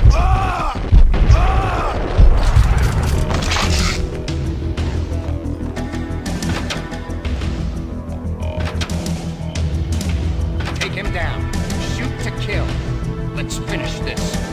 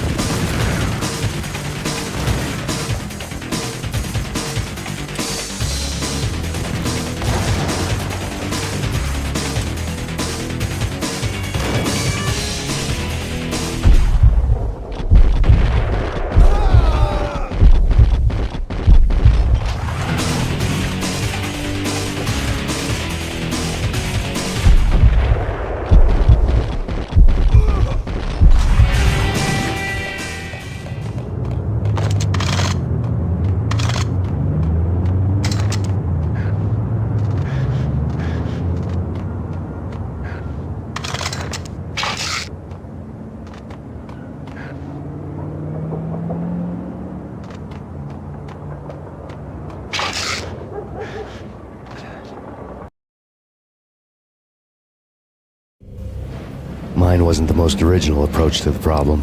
It wasn't as if it hadn't all been done before. An eye for an eye, the first principle of revenge. Old as dirt, still going strong. The cardinal rule in going after someone with an intention to kill was not to make it personal, which it almost always ended up being anyway. It did with me. I took my time, cruising around the city in the snow. There was no hurry. I knew what I had to do now. I took my time, thinking about it, building up the rage. When I was ready, I parked the stolen wheels at the front entrance of the Acer Corporation headquarters. Got out, got in, got cracking. I had a bullet with Nicole Horn's name on it. I had 10,000 bullets with the hag's name on them. She had ultra-high-tech security systems, enough mercenaries and weaponry to start World War III. There was no fear. New York disappeared behind a veil of snow. I had crossed the threshold. This was her domain, sleek and sexy and soulless, all glass and steel. A place of color-coded security keycards, metal detectors, and surveillance systems.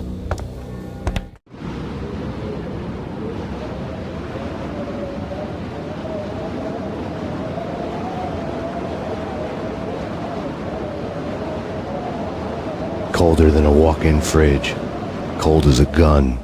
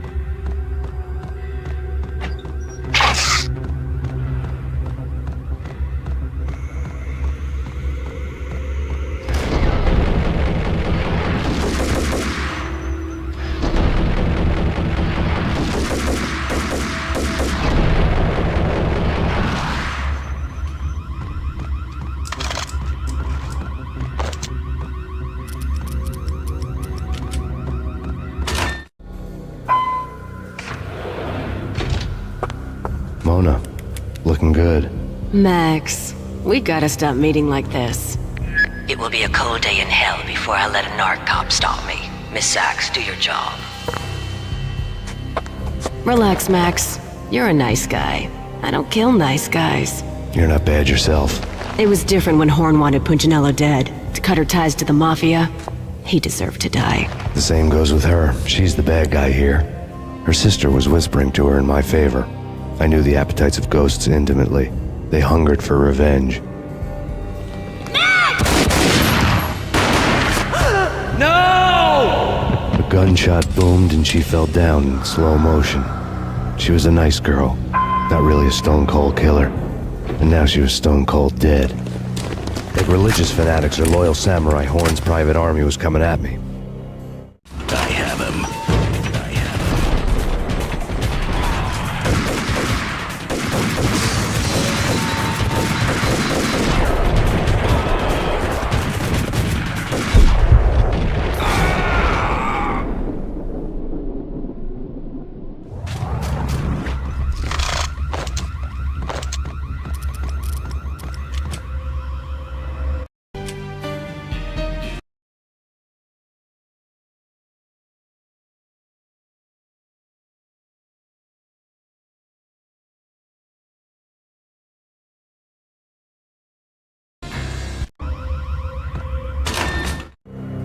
When the elevator came back down, Mona was gone. There was a lot of blood, but no body.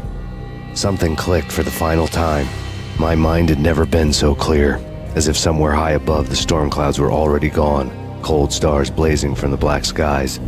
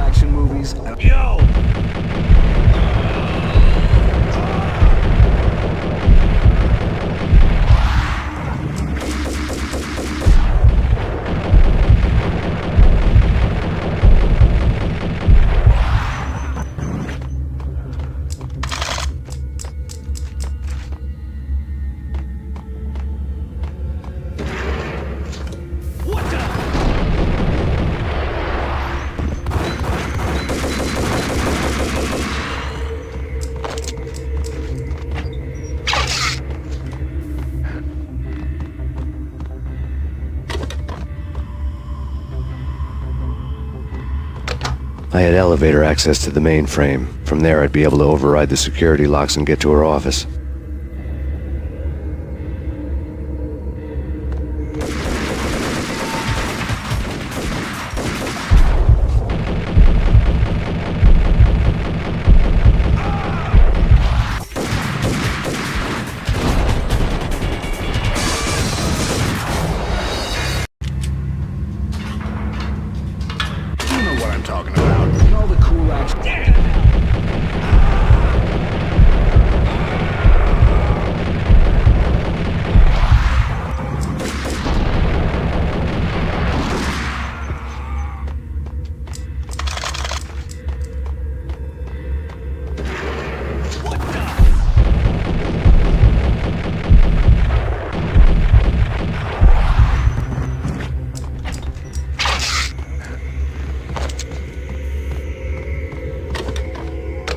I had elevator access to the mainframe. From there, I'd be able to override the security locks and get to her office.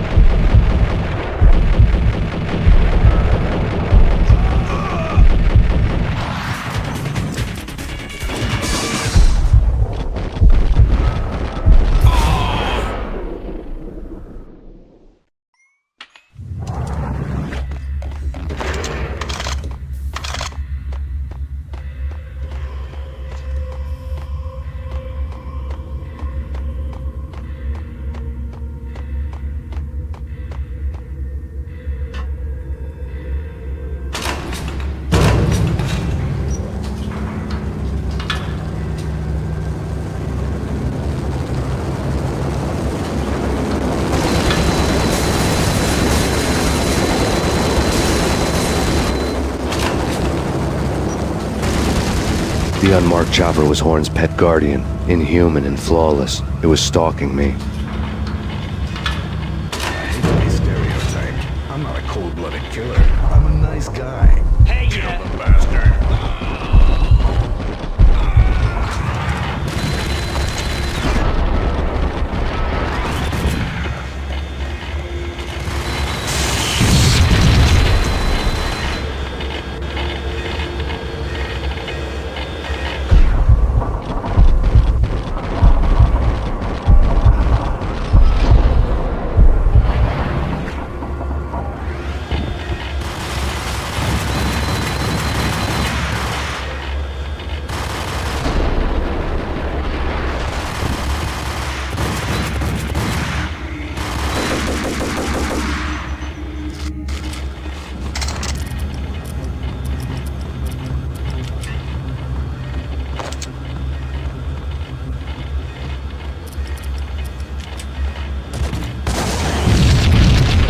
All Horn's locks were now offline. All bets were off.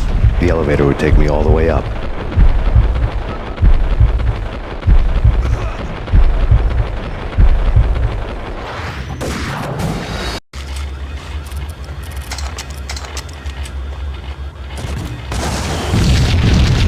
All Horn's locks were now offline.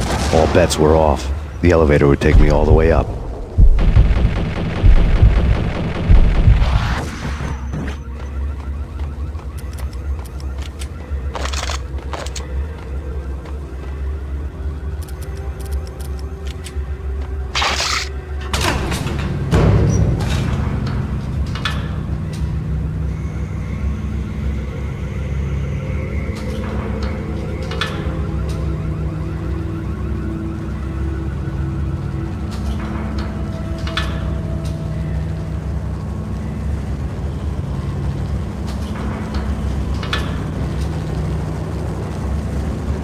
Seen from this height, the night seemed to stretch on to eternity.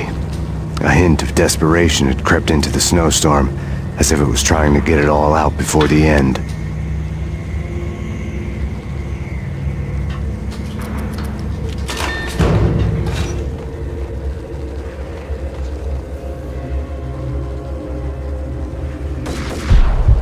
I have him.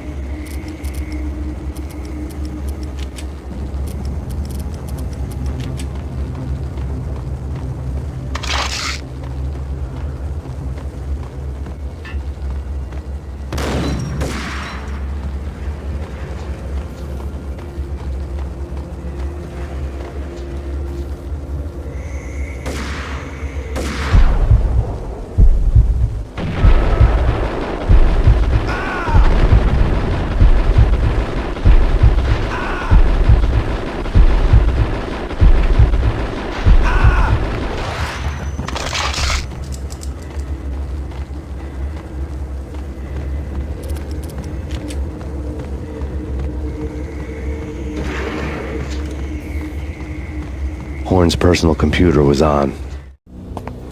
Next to the printer was a neat stack of expensive paper. Hacking through Horn's computer would have unearthed files of criminal plans, strategies for world domination, spy helicopter reports, illegal wiretap recordings, internet porno, all of the above. Take your pick.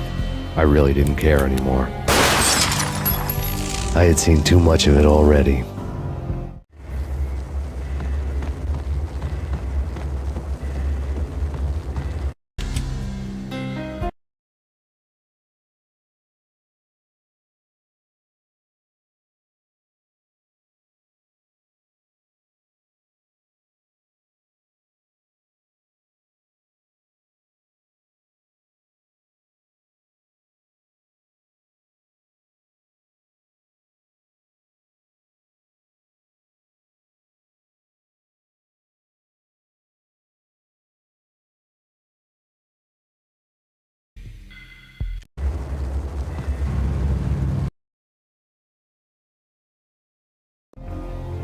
Valkyr had been meant to be a white-winged maiden that would lift you to a warrior's heaven, but it turned out to be a one-way demon ride to hell. The devil was in the drug. I knew. I had met him.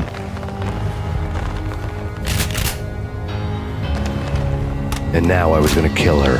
The queen of the underworld who had tried to lift herself a bit closer to heaven with her drug money. No begging, no bribes. She knew better. Honor among killers. We who were about to die, both of us knew how this would end, in pain and suffering. All this because your wife stuck her nose into things that were none of her business. The cops were coming to take me away. The sirens were like a bad conscience I couldn't shake. It's ridiculous you've made it this far. You won't be alive when they get here. Stop him!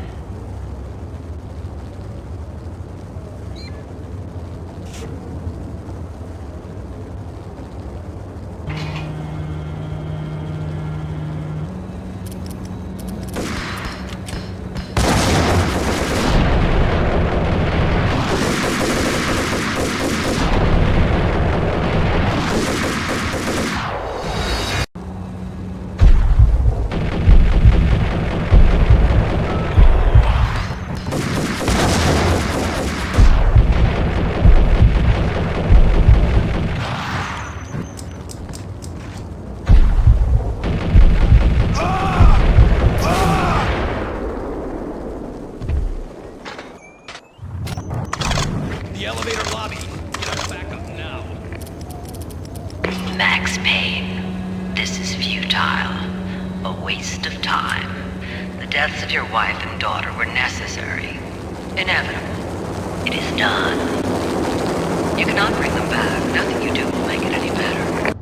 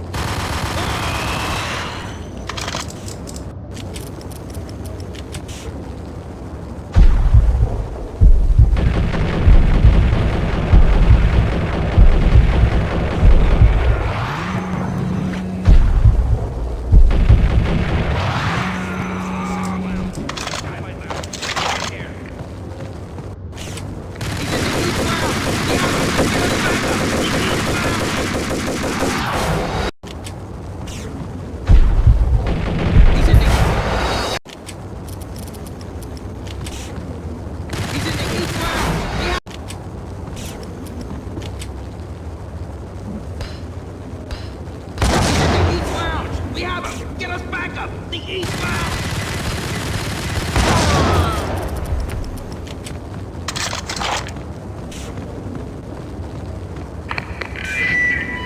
What do you mean he's unstoppable? You are superior to him in every way that counts. You are better trained, very quick. You outnumber him at least 20 to 1. Your job.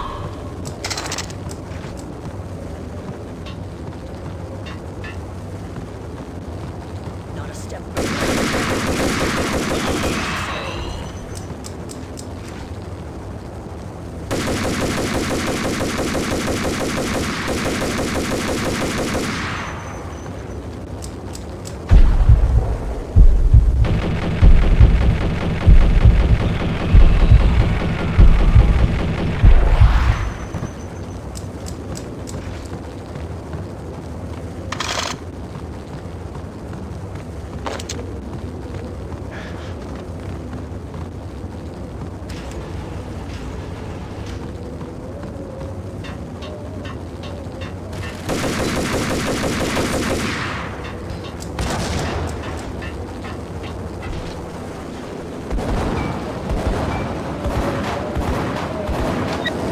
Roger that. Attempting to land now. It's gonna be tricky.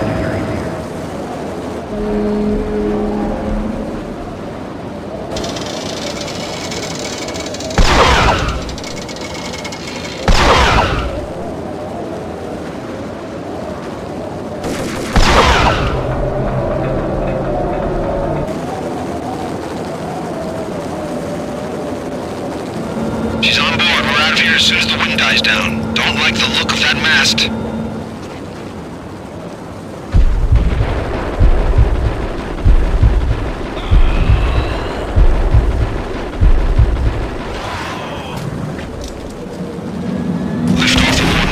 He's unstoppable. You are superior to him in every way that counts. You are better trained, very equipped. You outnumber him at least 20 to 1. Your job. He's unstoppable. You are superior to him in every way that counts. You are better trained, very equipped. You outnumber him at least 20 to 1. Your job.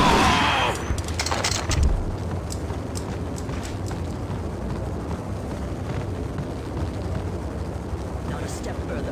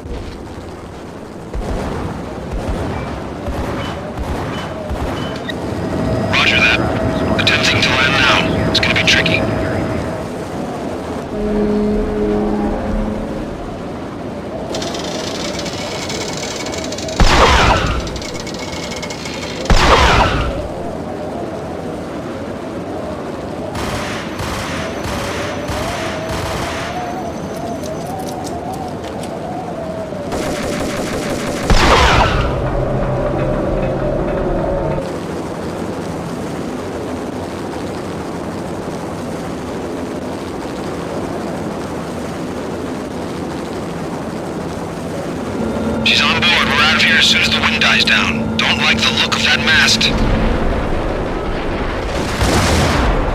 He's unstoppable. You are superior to him in every way that counts. You are better trained, better equipped. You outnumber him at least 20 to 1. Do your job.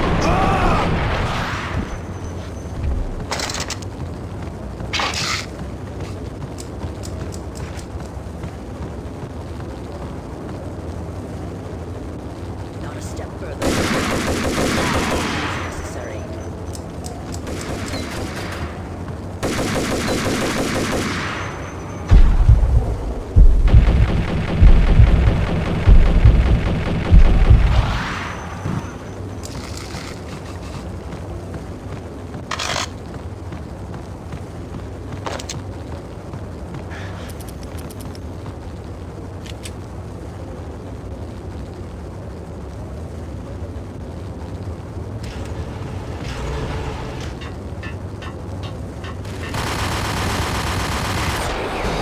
He's unstoppable. You are superior to him in every way that counts. You are better trained, better equipped. You outnumber him at least 20 to 1. Do your job.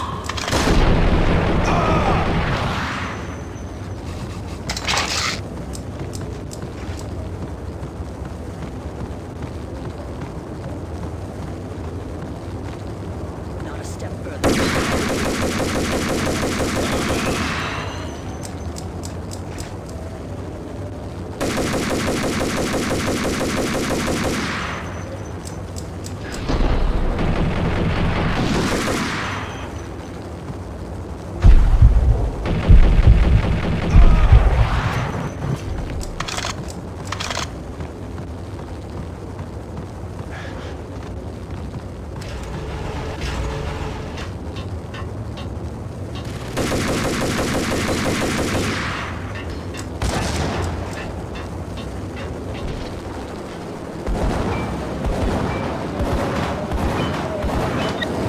Roger that. Attempting to land now. It's gonna be tricky.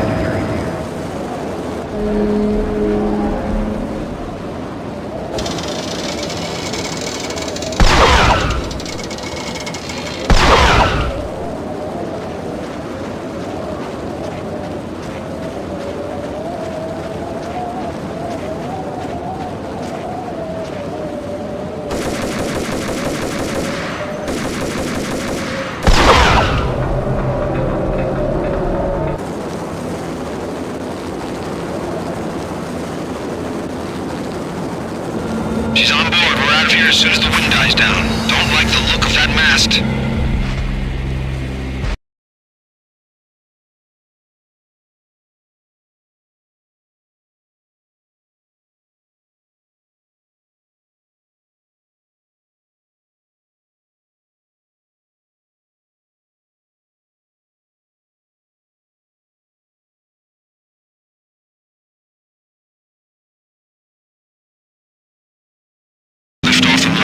He's unstoppable. You are superior to him in every way that counts. You are better trained, better equipped. You outnumber him at least 20 to 1. Do your job.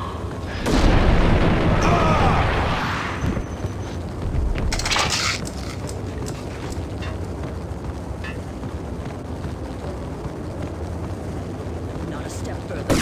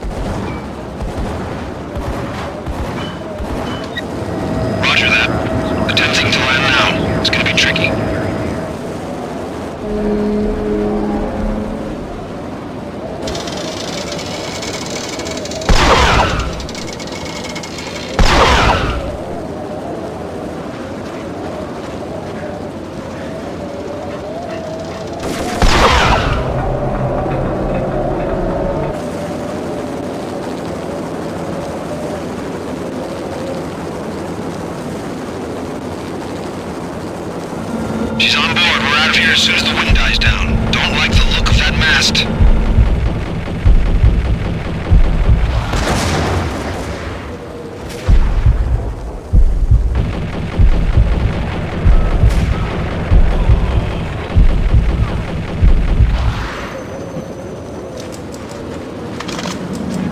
Lift off in 1 minute.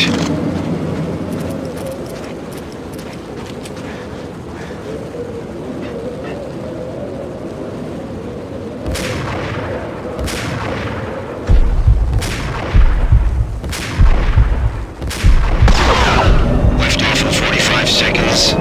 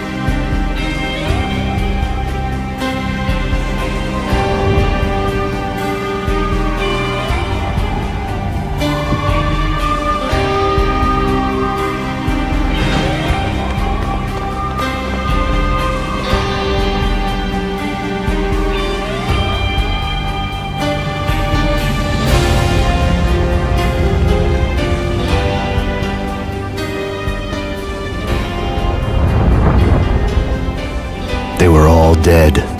The final gunshot was an exclamation mark to everything that had led to this point. I released my finger from the trigger. And then it was all over. The storm seemed to lose its frenzy. The ragged clouds gave way to the stars above. Max Payne, this is Deputy Chief Jim Bravura from the NYPD. We've got the building surrounded. Throw down your weapons and lie down with your hands behind your head. A bit closer to heaven.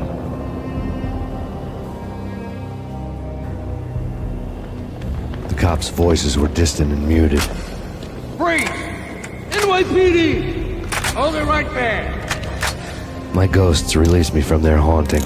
Down below, New York City glittered like diamonds on black velvet. You gave us one hell of a ride. Take him down to Central Booking. You heard the man. Woden was there in the crowd, standing by the sidelines. It wouldn't be over till the man with the patch would say so. He'd say the right words. I knew he would. He'd better. Woden grinned smugly. It was the grin of a winner. That made two of us.